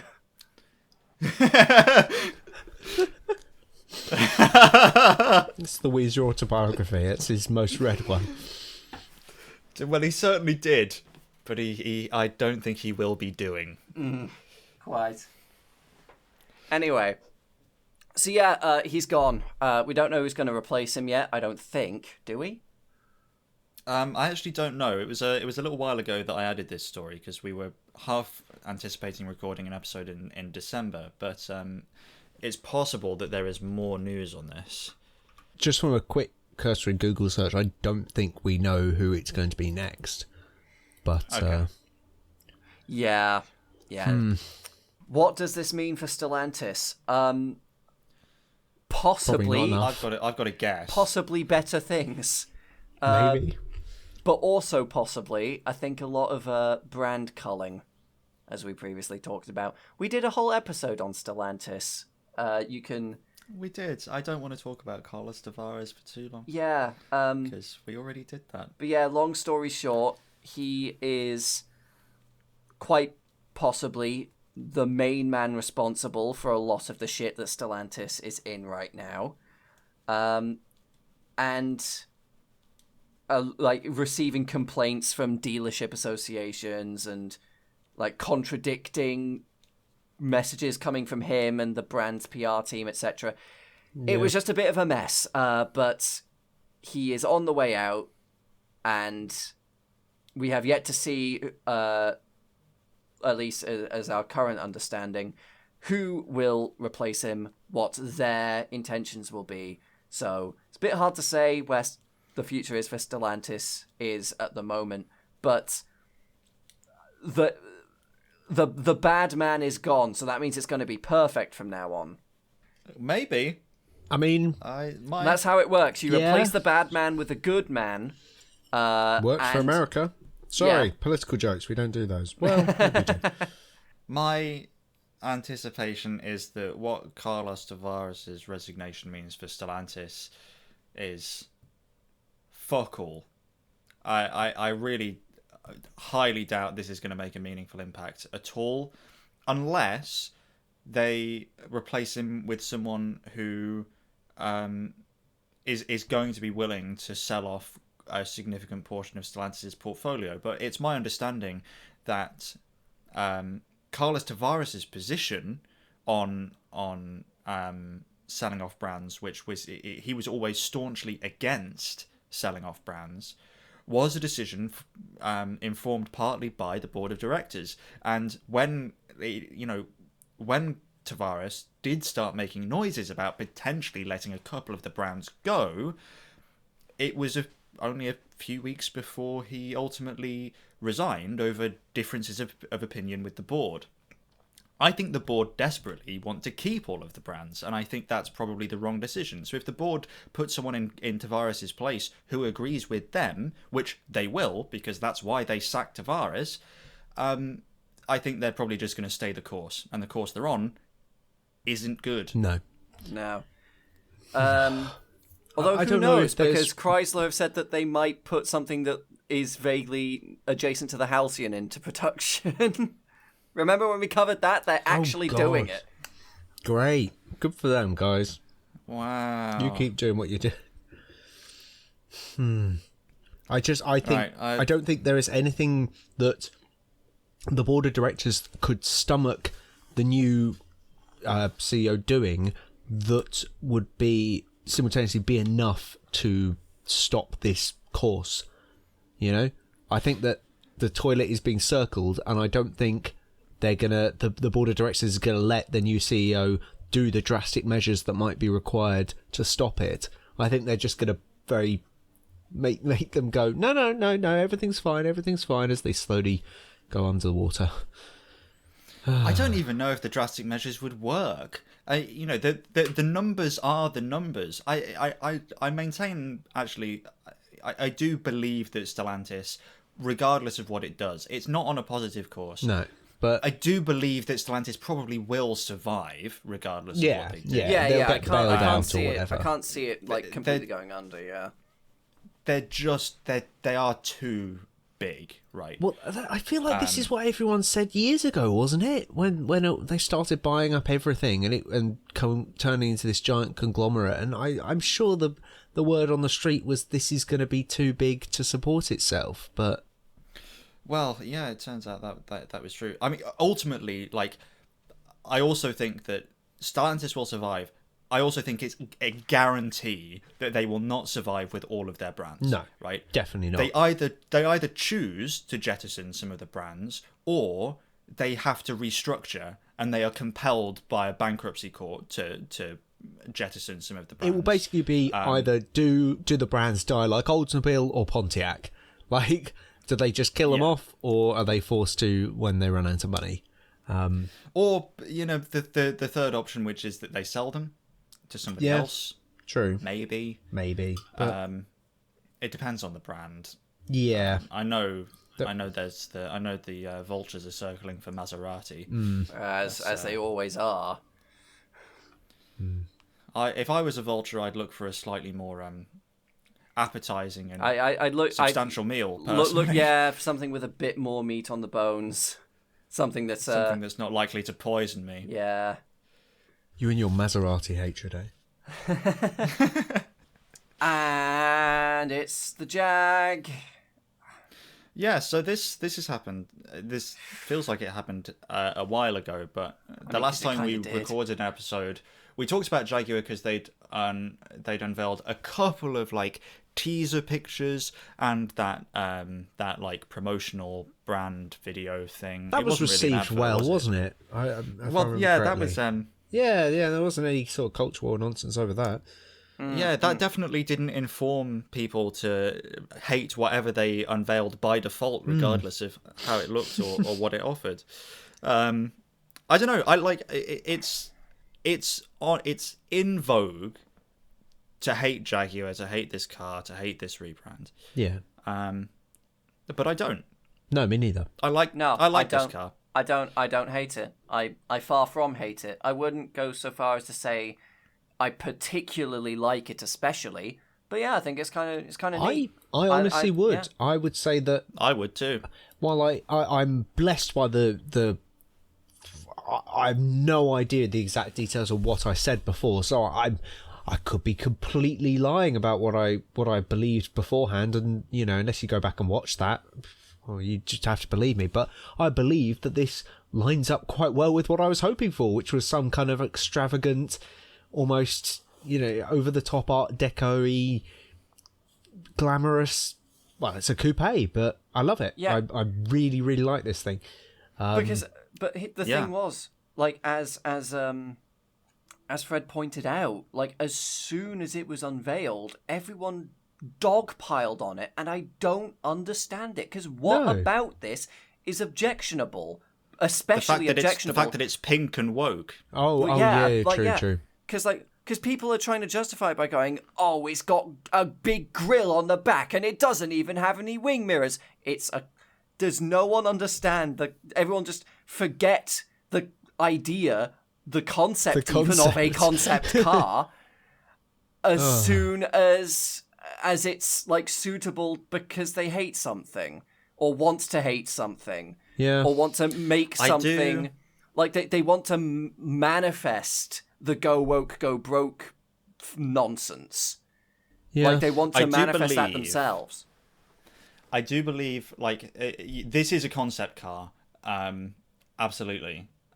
You can tell, like you said, it's got no wing mirrors, it's got no door handles. Immediate giveaways. Like 10 out of 10 times, that doesn't make it to production. But I would say that I think if, like, ultimately, I do think this car is actually closer to production specification than people are giving it credit for. I hope so. I would like to see this on the road. I say that only because they revealed this concept after it had already been confirmed that this car is currently being tested on roads, right? They have mules testing the underpinnings of this car already. We've seen spy shots of them in the automotive press. So this is not like this is not a design concept like the fucking Mercedes AMG VGT or something. Yeah. This is a representation of what Jaguar wants to be making, and they will strive to get as close to this as they can. And they have unveiled this in a state in which it's, I guess, probably 75% ready. Because they've said that this is going to be on sale like next year. That's not a long time. This car's nearly done. It probably will have wing mirrors. They may be cameras, but it will probably have something, right? Yeah. It will probably have door handles, usually quite an important feature. Yeah. And I do hope that some design elements are changed. So I can talk about this now. I don't know if, I'm sure nobody noticed, but last time we spoke about Jaguar on the podcast, I was quite quiet. Yeah. And that is because I saw this car, or I saw what this car was about 3.5 years ago, because I was an apprentice in design at Jaguar Land Rover for about a year and a half. So you're responsible for this woke nonsense. It's your fault. Yeah, it is. I do have the woke mind virus, unfortunately, and I did infect everyone in that department with it at the time. But I saw this and I liked it then, and I like it now. Yeah. I think it's a good looking car. It reminds me a lot of the Cadillac 16 concept from many a decade ago. I see that definitely. Yeah. And every time, I just find it so baffling because I'm 99% of people who know what the Cadillac 16 is would say in the same breath as you mentioning it, God, I wish they'd made that. But it's pink, so I can't like that. It's just ridiculous. Again, because all the criticisms that have been levelled at the actual thing either don't make sense or are completely contradictory. Like they go, it doesn't have any wing mirrors. Yeah, it's a concept car. Most concept cars don't. Yeah. Maybe not most, but it's like a really common design thing that like, you make it look sleek and like it's a artistic model by taking off the wing mirrors. Safety features aren't sexy, really. So exactly, yeah. Like some things like, oh, they've got a big grille on the back. What's the point of that? Like, okay, if you take issue with a specific design aspect of it, I understand. There are specific design aspects of this that I don't really like. I don't really like that it's trying to have a front grille but not having a front grille. Personally, that's, for me, it's kind of like either have a grille or don't. I don't mind it, but I can see where you're coming from with that criticism. Yeah, at least makes sense. That's my own personal thing. Like the rest of the car, I think is pretty good. Like the whole grille on the back thing, that's cyberpunk, but cool and good. It's like people insist that cars all look the same. Oh, I wish someone would make a unique looking car, and then someone makes a car that doesn't look like every car on the road, and they all flip their shit. You can not like it, But to decide that they've done something that's too different, that's too out of like. Yeah. But that's the thing. They'll try and play both houses. Like they'll try and say they'll say in one breath the copy nothing slogan doesn't work because then they'll cherry pick parts about the car that look the same as another car. And then after that, immediately say that the whole thing is too ugly and terrible and goes beyond what's reasonable. You can't have both. Yeah. Pick No, one. I agree. I actually something I really like about this design is how I wouldn't call it minimalist because it does have it does have flair. It does have a level of kind of theatre to it, but it's a satisfying shape because it is ultimately a very simple shape. I mean, they have not reinvented the wheel with this. They've taken GT car proportions and they've made them a bit more extreme, and they've they've made the wheels super big and they've made the front super long. It works. It's like gorgeous. this is a classic formula, right? Yeah. I think, and people may well disagree with me on this, right?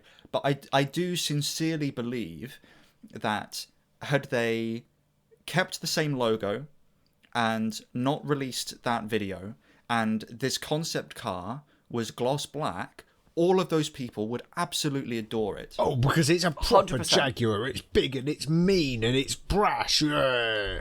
Absolutely, But you 100%. 100%. If that is the case, then you're not really having your own opinion, are you? You're just kind of like following what you've been told not to like it, so you don't like it because you don't want to be woke and gay and pink. And also, if that is the case, other colours are available. It Quite. won't only come in pink, man. I'm sure that.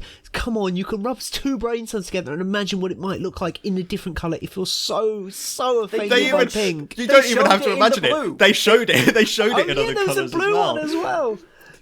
Was it Yeah. blue? You don't see the picture of that. You only ever see the pink one.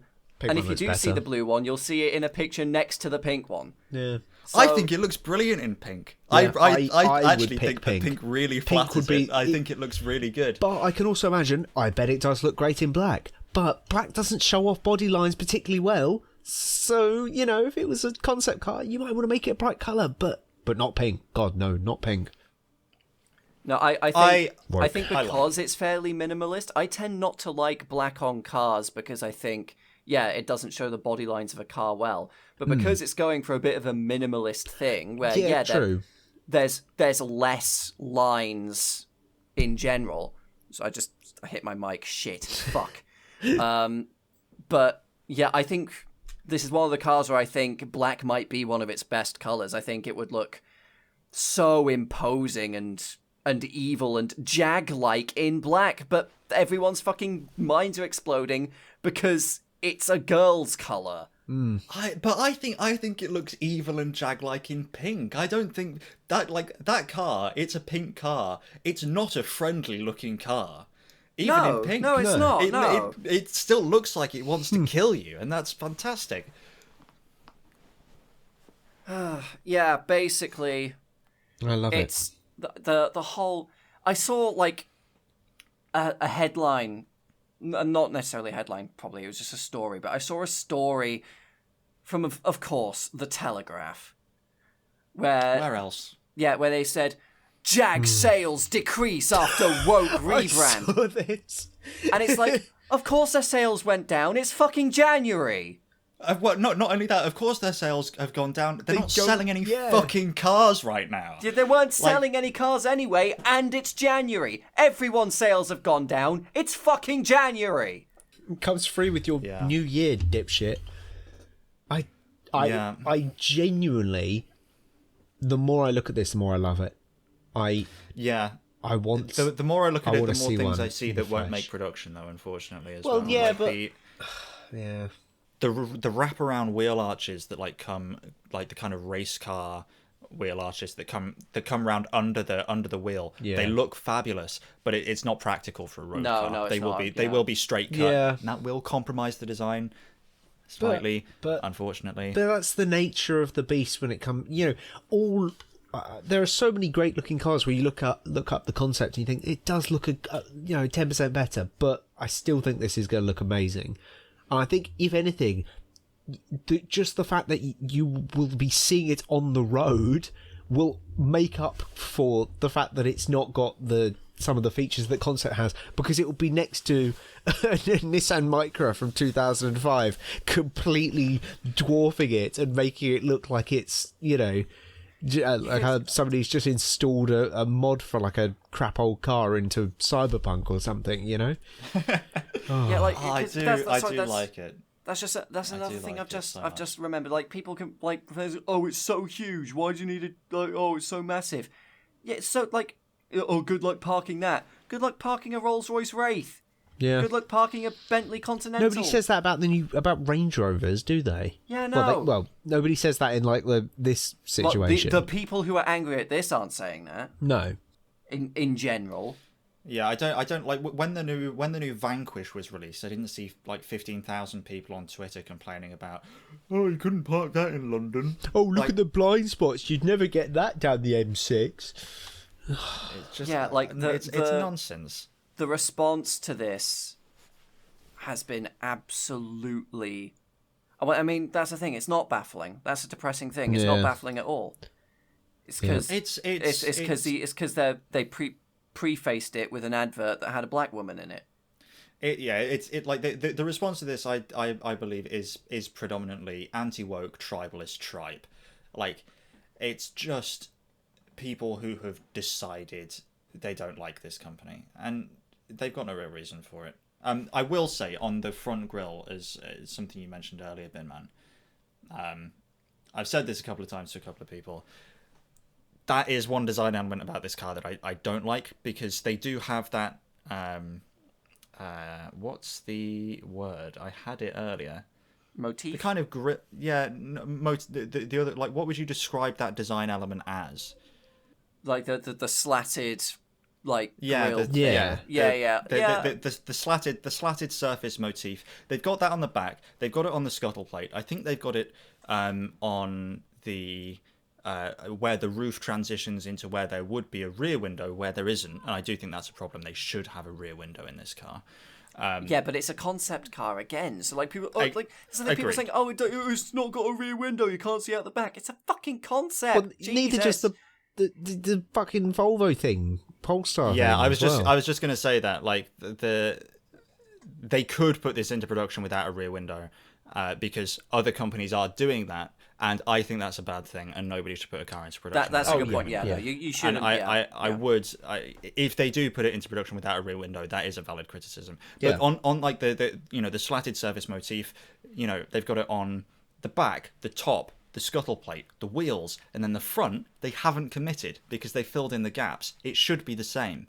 Why is it's a design motif. It's the same everywhere else, and I know the reason they've not done it at the front is ultimately because they don't want to do it on the front on the production version for aerodynamic reasons. But you're not buying this car to get the best like economy out of it, are you? Let's be honest. Look at it. So they should have just put a grille on it, because that's the motif of the car.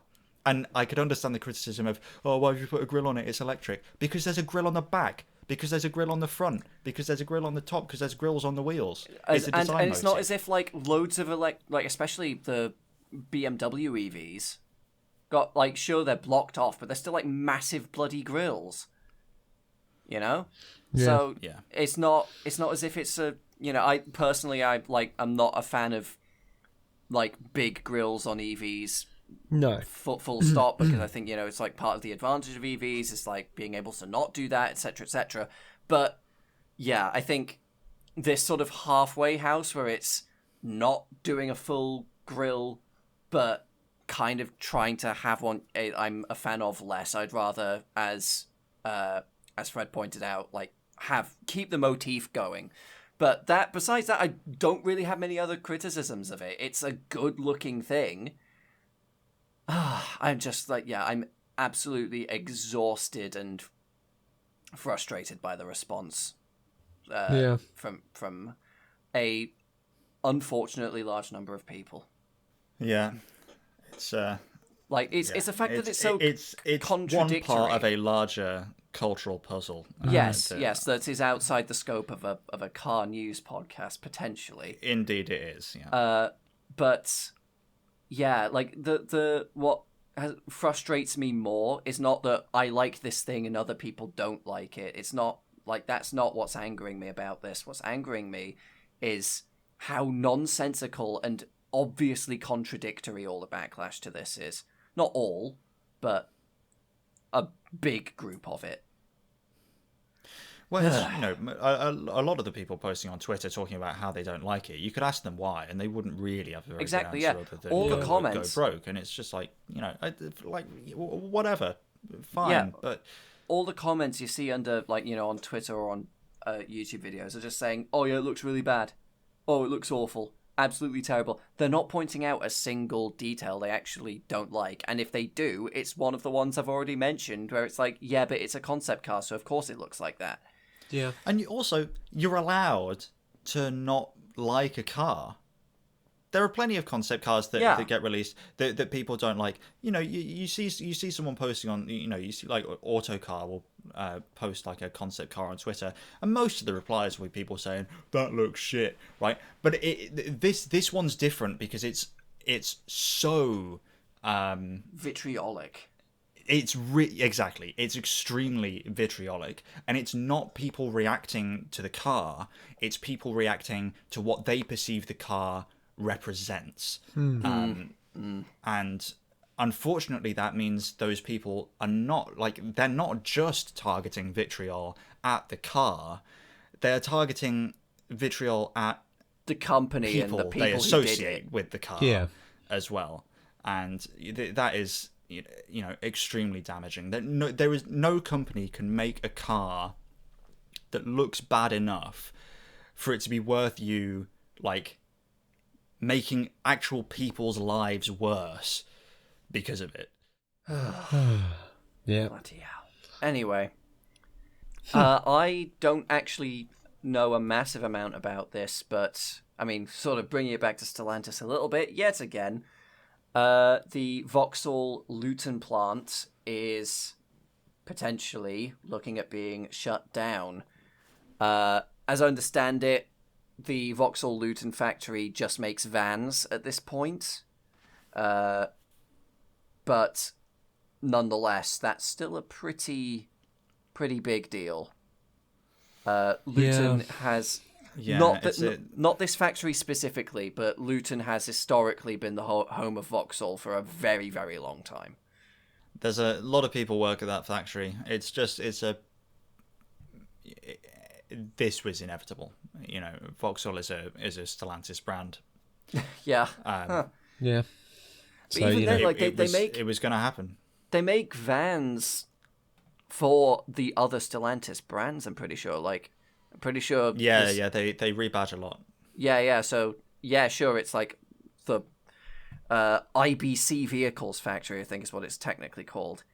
But, they make Vauxhall vans, but by extension, they also make Opel vans. Pretty sure they make the Peugeot and Citroen vans as well.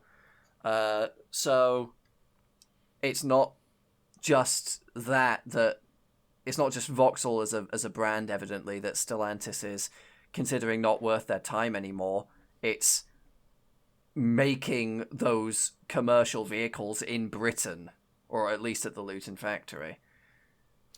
Yeah, it's an interesting one because I would have thought that this is not a case of sales disappearing the same way that they are for consumer everyday cars, right? I believe commercial vehicle demand has been much more resilient. Yes, it usually is because companies are always going to need to buy a van for something. Yeah, the problem here is that making any vehicle in the UK is unreasonably expensive, especially one as sensitive to small changes in parts prices as commercial vehicles, which are usually not sold for particularly strong margins. It's just one of them. Yeah. It's deeply unfortunate. Yeah, and again, the fact that Brexit is kind of an elephant in the room regarding this, where, you know, there's a reason it's expensive to make things in the UK compared to other places, because we now have to export it to other places with tariffs and such that we didn't need before. Yep. Like, you know, I think it's... There's a word that comes to mind. It begins with a B. Sounds a bit like a cereal. And it's a word that Stellantis explicitly used multiple times in their press about the potential closure of this factory. Who would have thought? Who could have possibly seen this coming? Breetabix. Yeah. Yeah. Oh, it's just... I mean, it's just following a trend. I mean, I know this was many years ago, but it was Peugeot in Coventry, and then it was Nissan in... Oh, God, where was it? Where was the Nissan plant? Sunderland? Well, Sunderland, yes, yeah. And now it's this country has... We're not going to produce a single thing by 2030. It's... In fairness, apparently Stellantis have said that some of the jobs lost at Luton could be relocated to Ellesmere Port, where That's they have a long way. manufacturing facility. But it won't. It almost certainly won't be the same people. It'll just be like they hire more. They people hire up extra there, people, yeah, because you're not going to ship help thousands of people who. Maybe not thousands. I don't know how many. People I think it's 1,100 people work at the yeah, plant yeah. at Luton. Yeah, you're not going to help all those people, or even a portion of those people, move like halfway across the damn country. Not, Yeah. no. But you know, this is just part 2 of something that happened. How long ago was it that Vauxhall stopped making cars in Luton? It's got to be like 25 years ago. Yeah, a while ago, yeah. And yeah, even like the at Ellesmere Port, the only sort of, even strictly speaking, consumer vehicle they really make is the MPV version of the van. So yeah, it turns out shutting off trade boundaries is a bad idea. That should not have been done. You know, like I know we try not to make things too political on this podcast in general, but I got my degree in politics and international relations, so it's going to happen at some point. Yeah, like the fact that Brexit just hasn't... It's just almost completely fallen off the radar regarding stuff like this, you know. Even bringing it up, people go like, "Oh, really? You're really talking about Brexit, really?" It's like, yes, I am. Well, people are fatigued hearing about it, but I don't think I think it's a problem if people refuse to bring it up when it's in cases like this. Brexit is the reason why it's no longer economical to make those vehicles in that factory. Would that factory have survived forever making those vehicles if Brexit hadn't happened? Probably not. Something else probably would have interfered at some point and made it so that it was no longer economical. The reason it's happening now, in the timeline that we live in, that thing was Brexit. Yeah. And you know, Stellantis made that very clear before they were having financial trouble of their own. This is not news. Vauxhall, like when it was still part of the PSA side before PSA merged with Fiat Chrysler to become Stellantis. I mean, you know, PSA was sounding the alarm bells over Brexit before the vote had even happened. They were like, we will shut down manufacturing facilities in the UK if people vote for Brexit. So this is, you know, it's unfortunate. But it's not a surprise. But well, it shouldn't come as a surprise. This is the UK reaping what it's sown. So now the fun bit at the end where we talk about lots of different cars very quickly, and it's usually Yes, lightning round. Let's go. new Tesla Model Y. They finally updated the styling. It looks looks alright. So bland. Looks fine. It's got the Cybertruck light bar. Great. Cybertruck light bar, but besides that, just so incredibly bland that Tesla have managed to, with scientific precision, find a car, design a car that looks like what normal Cheerios without anything added on it taste like. Yeah. It looks like a car that hasn't rendered in properly. Yeah, that's also true. Yeah. There's bits that. Where's the rest of it? It's just bland.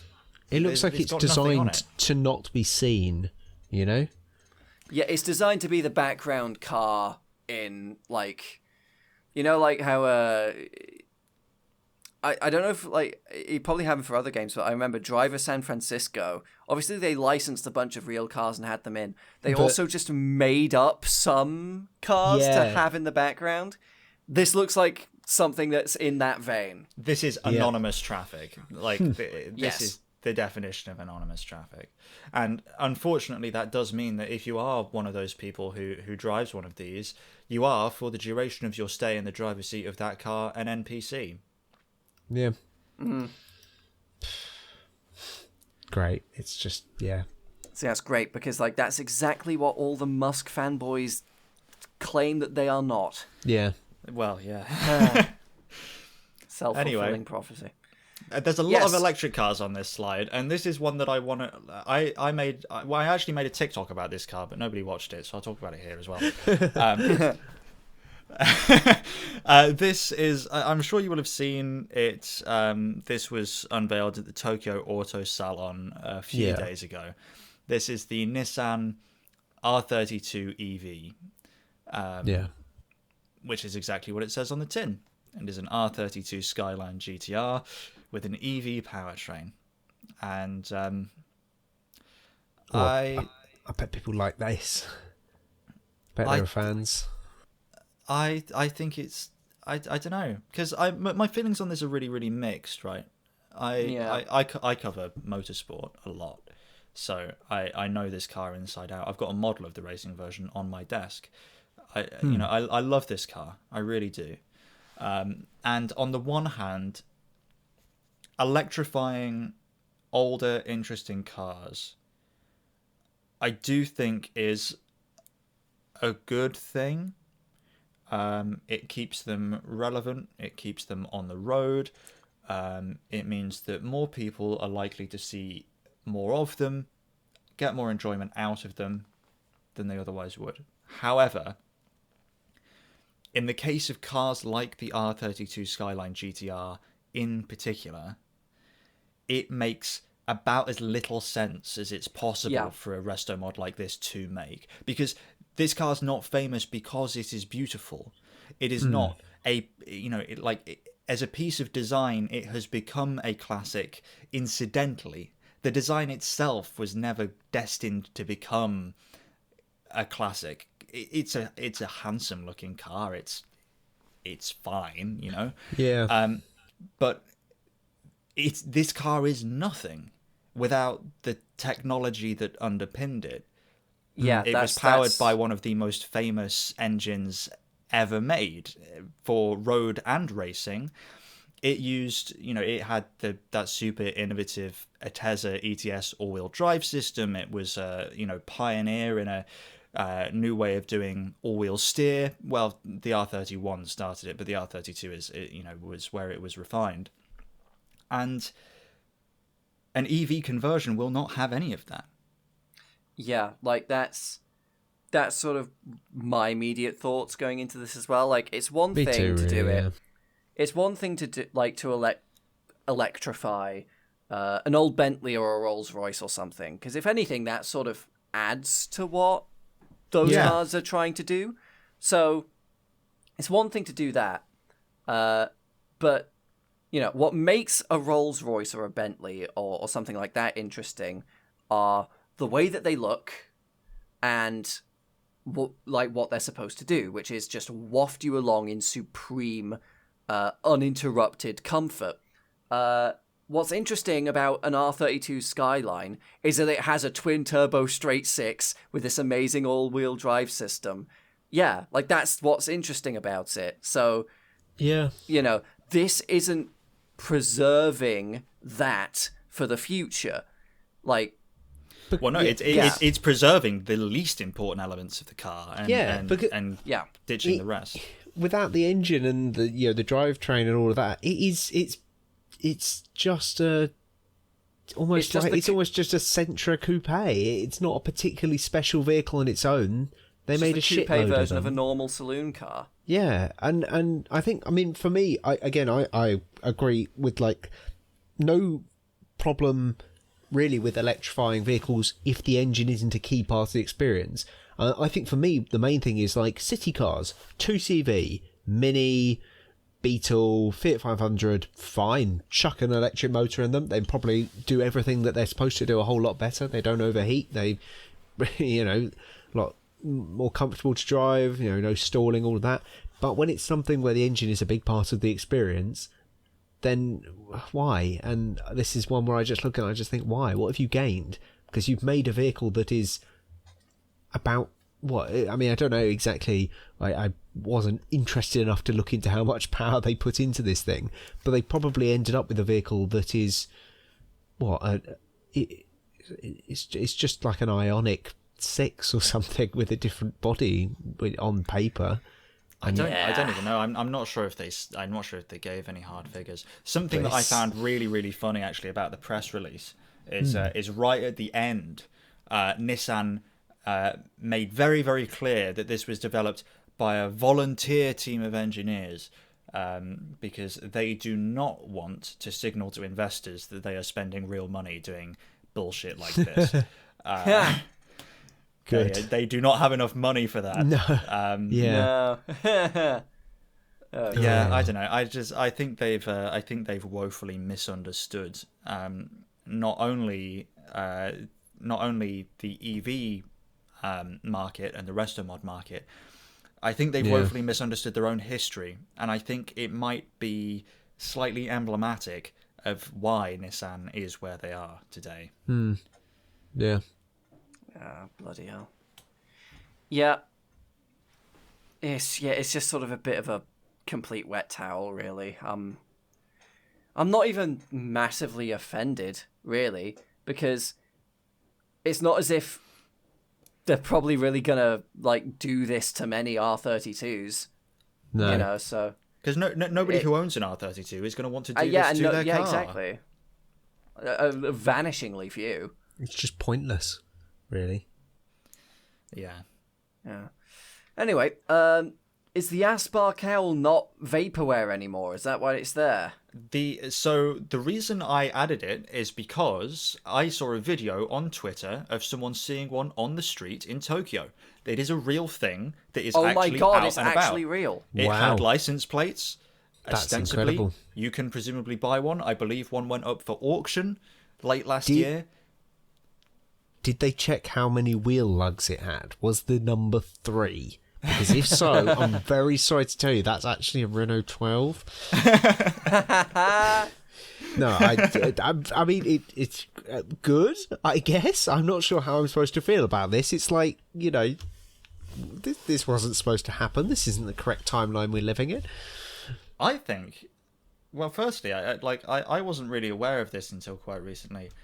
I think it looks fabulous, to be honest. Yeah. It's got that, like, insane, super low everywhere that doesn't have to be raised type thing. It reminds me actually quite a lot of the late 90s GT1 cars, the Porsche 911 GT1. Yeah, I can see that. There's the a bit CLK of a GTR, a bit of Toyota GT1 at the back there with that super low middle at the back.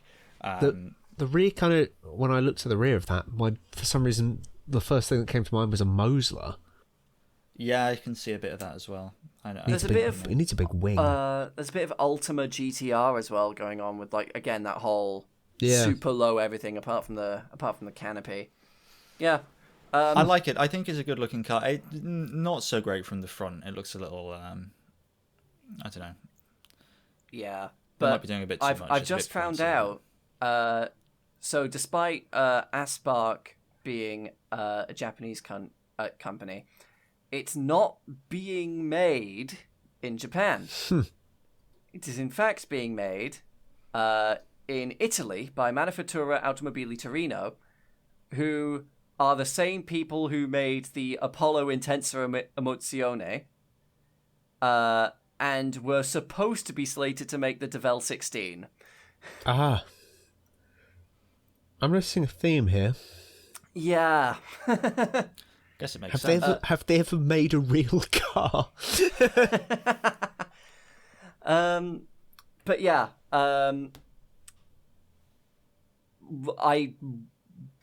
I will remain somewhat suspicious until we see it actually perform any of the like insane numbers Yeah. that were first claimed of it. God, when did the prototype for this thing first come out? Like A very, very 2020. long time ago. 2020? Was it? I think it has like definitively achieved EV speed records and stuff. I think it is like Okay.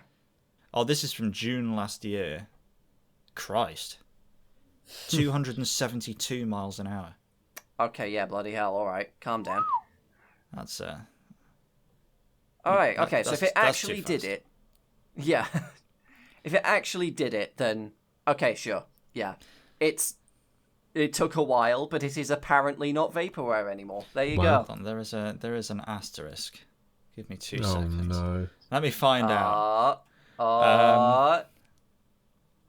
Did they pull oh god, what was the did they pull an SSC where they just like sped up the video? I don't think it was quite that bad. I do think they used a little bit of Tesla maths to work out their 0 to 60 time, which was quite controversial. But like 0 to 60 I'm know. not really bothered about, because like the electrics all do the 0 to 60 the fucking same. They're all just fucking buff immediately. I don't really need to know if it's like 0.15 of a second faster this time. But the top speed, if that's a genuine achievement, then alright, goddamn. Yeah. Fair play.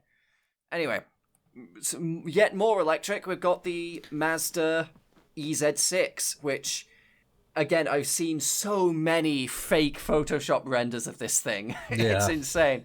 But if that's the actual thing, I like it. Very good looking, yeah. That is the actual thing. It's no longer the EZ6. Mazda has now this is actually a confirmed thing that's actually happening. It's just going to be the Honda 6, not Honda 6. What was it? The Mazda 6e is what that is.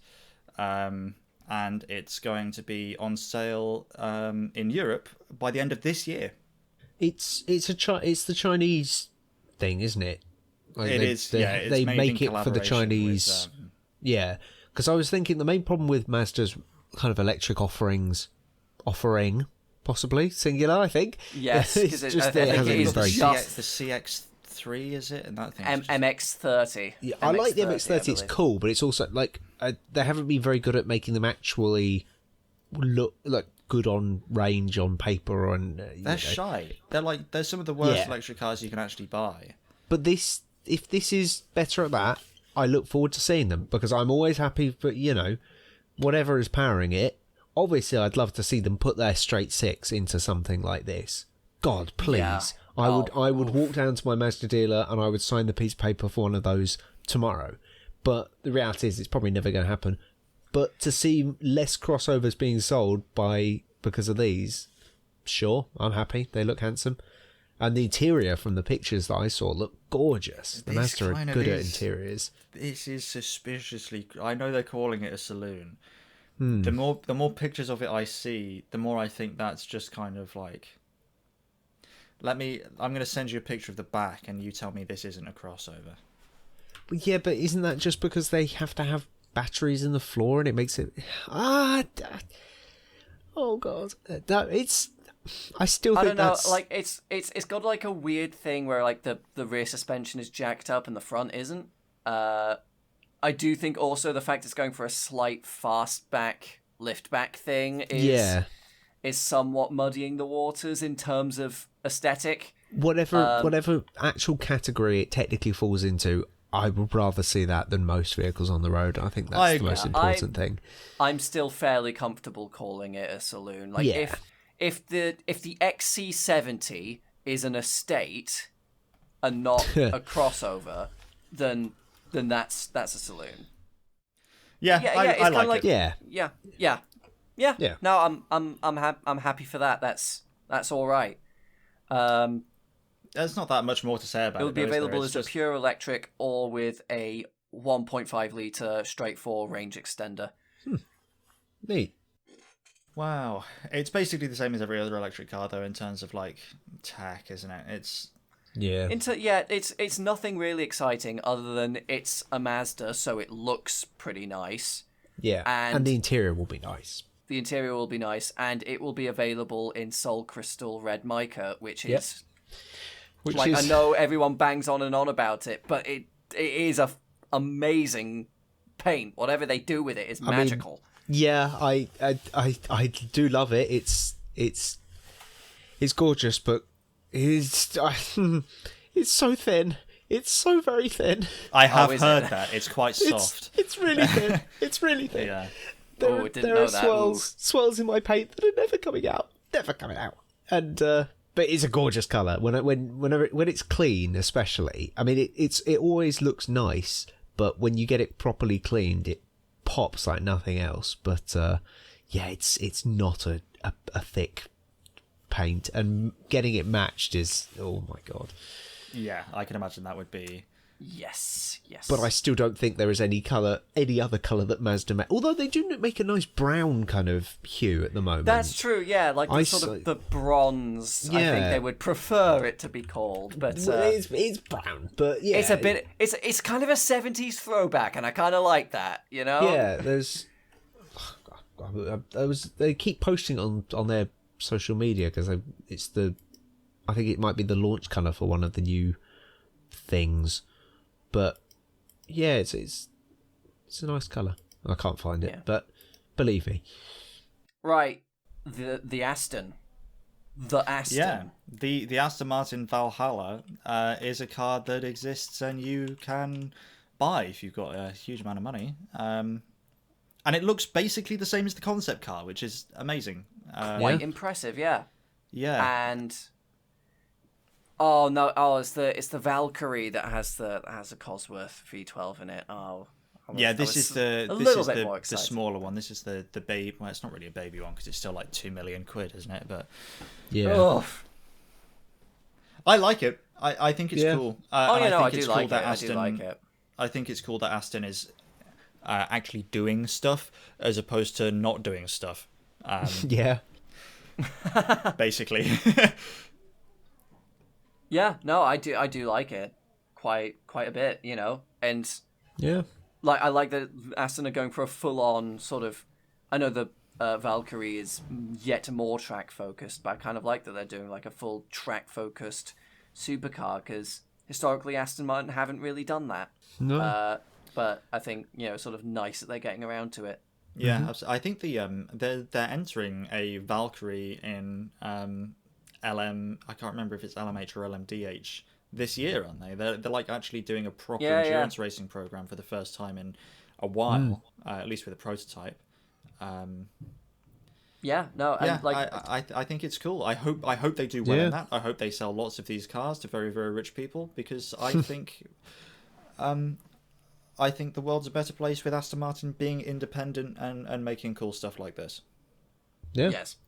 Oh god, the Neue Klasse BMW has been revealed to the world. We knew this was going to happen. Yeah. It's not the worst thing in the world. I initially thought that, but the more I look at it, the more I don't like it. Because I read the Top Gear article about this earlier, or I scanned it at least, and like one of the first things they say is finally a good-looking BMW, and I was like, what? Really? I wouldn't Is say it? good looking. I would say acceptable. It's I the wouldn't. angriest. It's the angriest, scrunched up, faciest BMW yet. Yeah, but I can't say It that looks I like do. two big eyebrows. I've been watered down over the years to the fact that I can accept that. It's annoying, but it's true. And a bit people like there's a lot of focus, rightly so, by the way, on BMW's front ends, which have been absolutely hideous. But like, there's not enough people who talk about how the rest of the car also looks awful. I don't know when the last time either of you saw like a really modern electric BMW in person was, but Quite occasionally, often. yeah, occasionally I'll see like an i7, is that their like electric 7 Series thing, or like the iX. Yeah. They are Oh, just the yeah. slabbiest, horrible lumps that you can see anywhere on, like anywhere. They look. They've managed to come up with a design language that makes their cars look 3 times heavier than they are, which is remarkable because they're all extremely heavy, and yet that doesn't give it any more presence. It has weak presence. It just looks really massive. I had a weird thing going in with the i7 and the new 7 Series. When I saw the pictures, I was going a bit against the grain. I thought I didn't actually hate it because I kind of like that it's this big, heavy-looking, imposing thing. And then Yeah. I saw one in real life, and I hated it. The Like- light-up grille is just unforgivable. Yeah, like Yeah, it's pretty bad. usually it's the other way round. You know, people say like, "Oh, you have to Yeah. see it in person. It looks so much better in person." They've managed to perfectly execute the opposite of that, where I like it when I've got it up in front of me now. I actually kind of like how the 7 Series looks Yeah. in pictures, and then I saw one in real life, and I was like, "Oh wow, that's awful."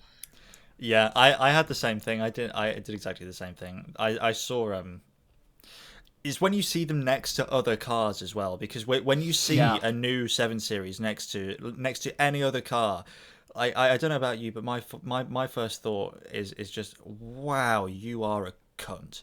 Because like you really believe that you can just like go out in public and do that to other people.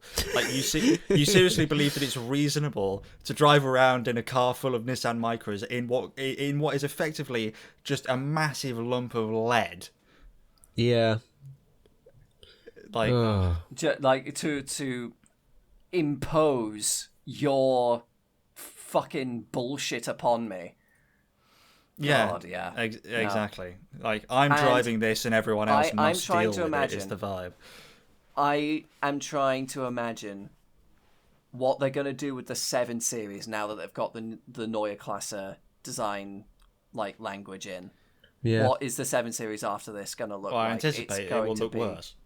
Yeah, which is going to be a fucking achievement. But they'll manage it. that Neue Klasse has exactly the same thing. It's incredibly slab-sided in a way that not many other cars on the market today are. And again, you are right. In pictures don't quite do it justice. The pictures, because of the way that they've got the lighting, the pictures make the sides of these cars look like they have depth. But in person, they really don't. They are flat as fuck. They are just big walls of sheet metal on the side of the road. Yeah. In a very, very unpleasant way. I agree with all of that. I absolutely agree with all of that. I still can't look away from the fucking grill. As I said, I've seen it as like 2 big eyebrows, and I can't unsee that. I think that grille looks yeah. better than the current one. That's the only thing that I can say is that I don't it looks know. better than the i4. It doesn't look good, but I think it looks better. I don't know if I agree with that personally. That's fair. I don't know. It's a different direction for BMW. I'd say it looks less distinctly like a BMW. I don't really know what it looks like instead, because nobody does that, because people generally try to design cars that look nice. Yeah. Anyway, are these two things both Hondas? They are indeed. Yeah, this is the pair of Honda Zero concepts that were unveiled at CES. Yes. They were actually unveiled at CES like a year ago, but they've been re-revealed at CES because Honda is committed to actually putting them into production. So the first one is the Honda Zero Saloon, which is, I think, a generous interpretation of saloon. Is it really? It is supremely pod-like. I made a TikTok about this car, but nobody watched it, so I'll talk about it again here.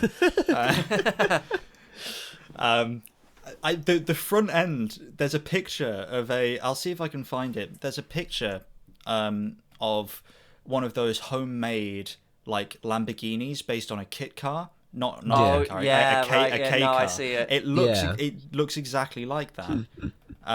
Yeah, I see it. I'm gonna pull it up. One of these days you'll get to say, I made a TikTok about this, and actually some people did watch it, but I'm going to talk about it anyway. I doubt that. There you go. It looks exactly like that. It does. Yeah. I kind of love it, though. And, you know, like, I don't know, my feelings about the Honda Zero Saloon exist very much in the context of the Honda Zero SUV. Because in a world where no other cars exist other than these two, the Honda Zero Saloon is the best car in the world. Yeah. Because, absolutely, hands because down. The Honda Zero SUV is utterly insane in just the worst way. Because the saloon, it makes sense within itself. Like it's I know that's a phrase that I use a lot, but it's the best way I've got of articulating. Yeah, how like I feel it's about it. Like, we can see the logic it's going for, and exactly. it's operating within that. It's coherent. It's a more fully realized goal a more fully realized thing of whatever is trying to be achieved here. But the SUV is like a normal Honda at the front, and then it just gets really, really quite dramatically bizarre towards the back. Honda do that though a lot. You know, we've had like the HRV and stuff that have been like just really bizarrely shaped production car for some reason. So I'm not particularly surprised by this. No, I suppose that's true. But it's just I'm not going mad, am I? That's a really bad looking car. Yeah. No, yeah, that's really rough. And as not far even as the I can bisexual tell, lighting's helping it.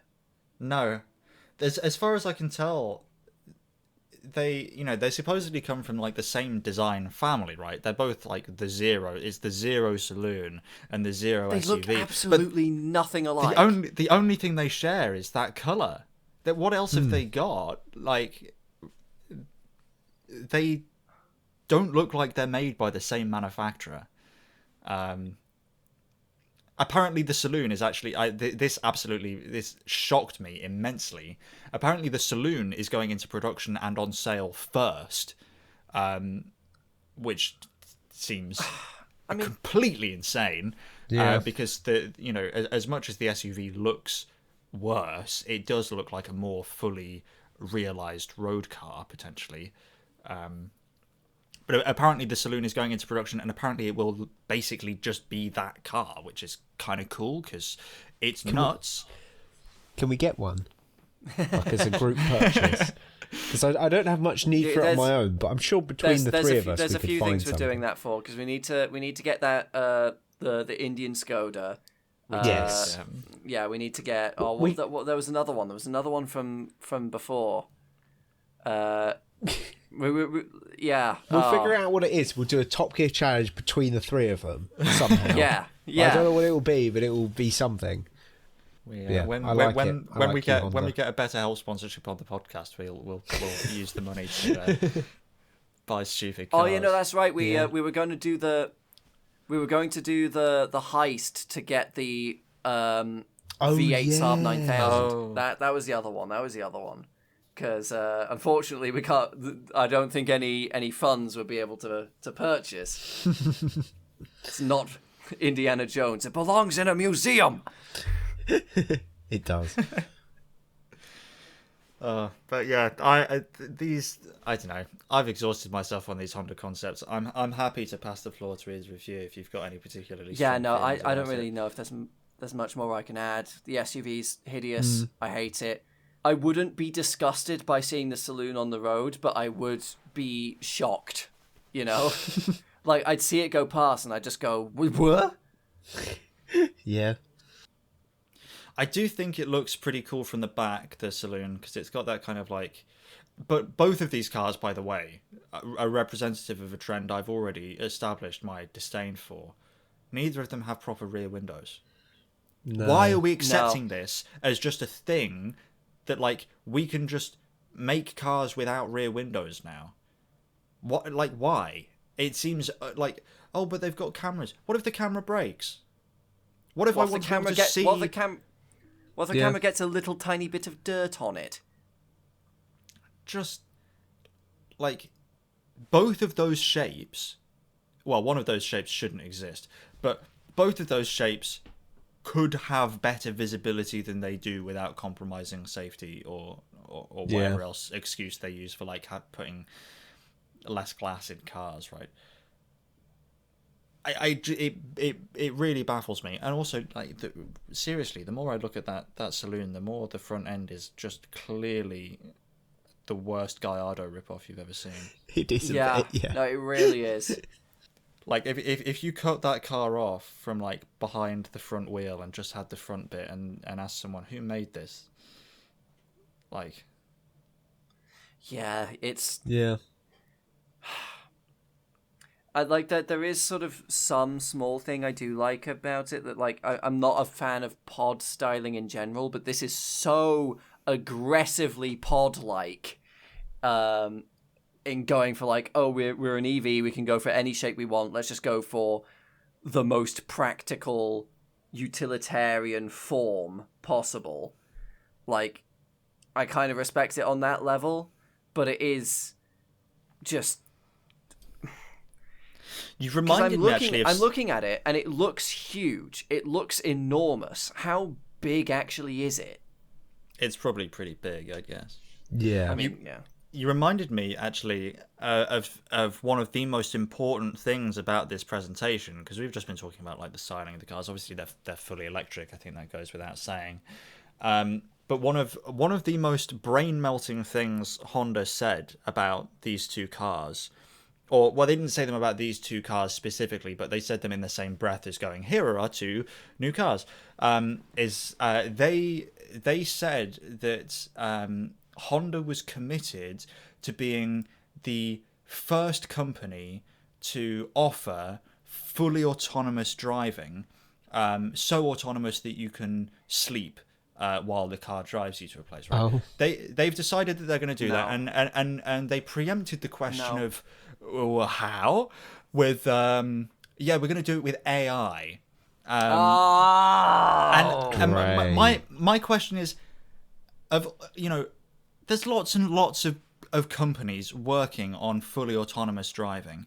I find it hard to believe that Honda have come up with a completely unique and novel way to use AI to train a car to do something that most experts currently believe is many, many years away, because we simply do not have computers intelligent enough to be able to deal with driving fully autonomously on any road without any human input.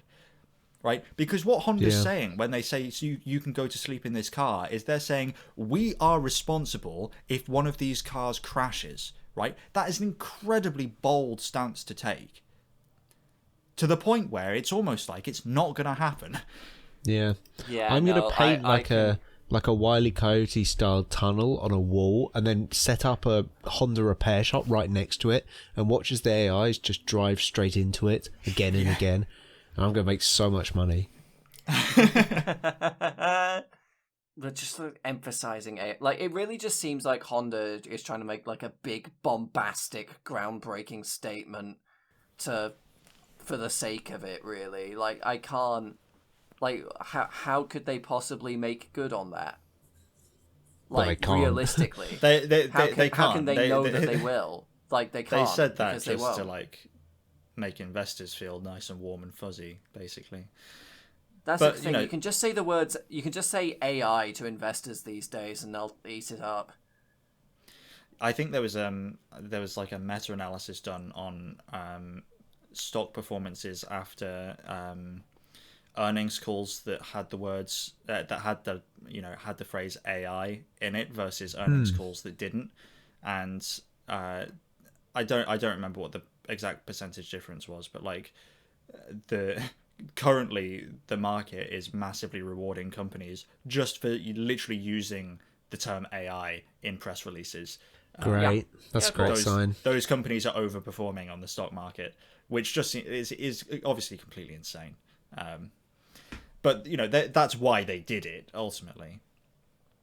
Yeah. But like back in the real world, these two cars are at least interesting. And if there's one thing I hope this means, is that if the merger goes ahead between Honda and Nissan, hopefully some of this boldness will rub off on Nissan, because my God, do they need it.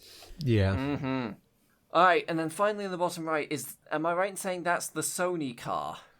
Yeah, well, it's still Honda again, actually. It's Honda in partnership with Sony. Yeah. Sony unveiled like a concept car because Sony basically saw Apple go, we're going to make a car. And then like 3 weeks later, Sony went, we're going to make a car too. And it looks basically the same. Yeah. Except Sony's actually done it.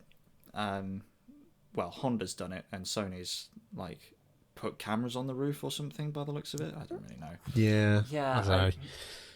Yeah, like I don't really... I've run out of things to say about modern electric cars. There's really not that much you can talk about, is there? Like, yeah, because they're all just doing the same thing. Fast. It looks a little bit like that Nevs thing. Yeah, it does. Yeah. Oh god, we're gonna have to bring that up in a new segment at some point. That's the thing. So many of these new electric cars are just an car. Yeah. They're all electric. They're all quite quick. They all try and do the head slam into the headrest thing. I saw an appropriate, relevant image here that I'm going to send. It's all just this. Yeah. Yeah. Yeah. Yeah. Pretty much. Yeah. Like this, like there's press around this car because it's like Sony, which is a big company everyone's heard of, but they don't make cars, but now they're making a car, and I'm supposed to find that interesting. I really just don't. Yeah, me neither. It's just not. I just don't care. It's just a different badge on the same flavour of vehicle. And car. It's anonymous traffic before it's even hit the roads. It's just like, yeah. There's another one. That is a car. On that. Anyway. Yeah. On that depressing note. On slightly, yeah. Can we go back to the Aston quickly? Yay, Aston! Yay! I do actually really like the fact it's in like obnoxious like lime It's a good green. colour, I do isn't quite it? like that. I hope that's actually what they've quite called like the that. colour. I hope you can select obnoxious green as an option. I would love an obnoxious green car. Yeah, no. I mean that's only like 1 or 2 steps removed from what American car manufacturers used to call like their colours back in the day. Yeah. It'd be like go orange or something, Yeah. What do you reckon the white of those Hondas is called?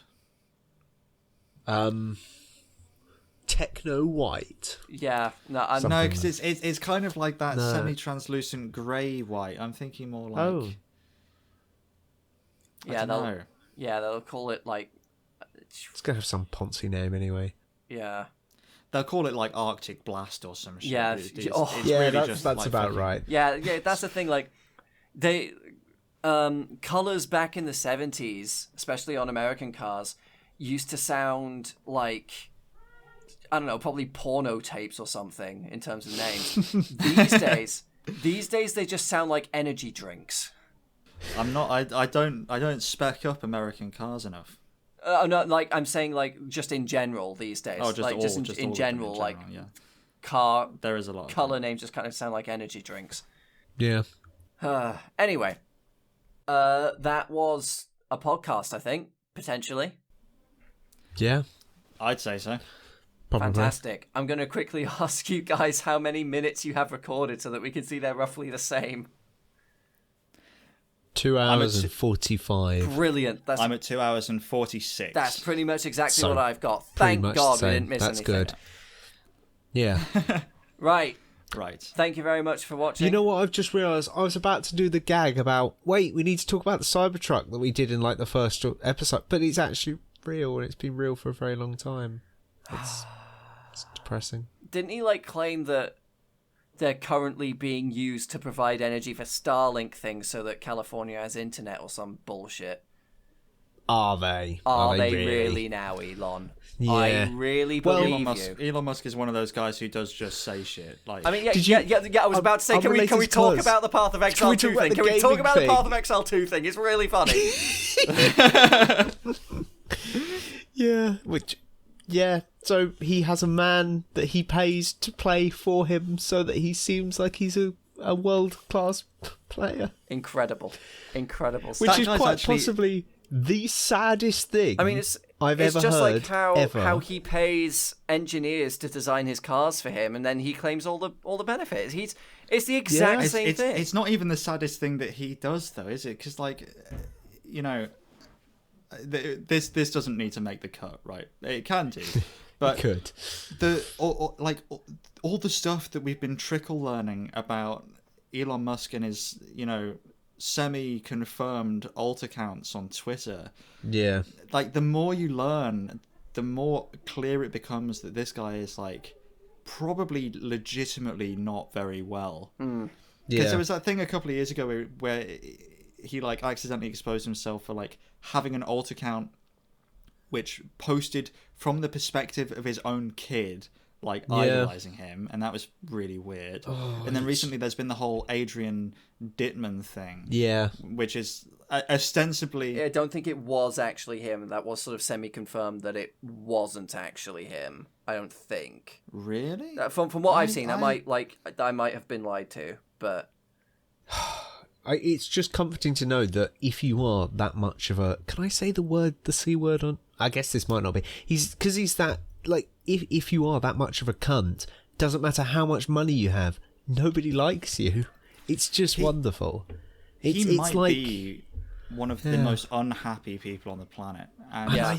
I remember seeing a while ago an Onion article that was written as if it were from the perspective of Elon Musk, and the whole article was just like, you know, SpaceX. Like, SpaceX is cool. I do rockets. Please consider me funny. Please consider me funny and smart. Please. Like, and it just hit the nail on the head. He's so desperate for validation and for people to think that he's the hot shit. It makes me It's feel like that better thing, about my life. his mum gave an interview to press, like, last week, where she said it was like... I can't remember exactly the language she used. She said something to the effect of, it's demeaning to describe Elon as wealthy. Everyone should be describing him as a genius. It's like... Oh. Okay, well, firstly, wealthy is a fact. There's a statement of fact, right? Yeah. And genius is... I was going to say it's a statement of fiction. What I should actually say is it's a statement. It's subjective, isn't it? Really. Yeah. So, like, I don't know. I feel like there's it's just like insanity runs strong in that bloodline, it seems.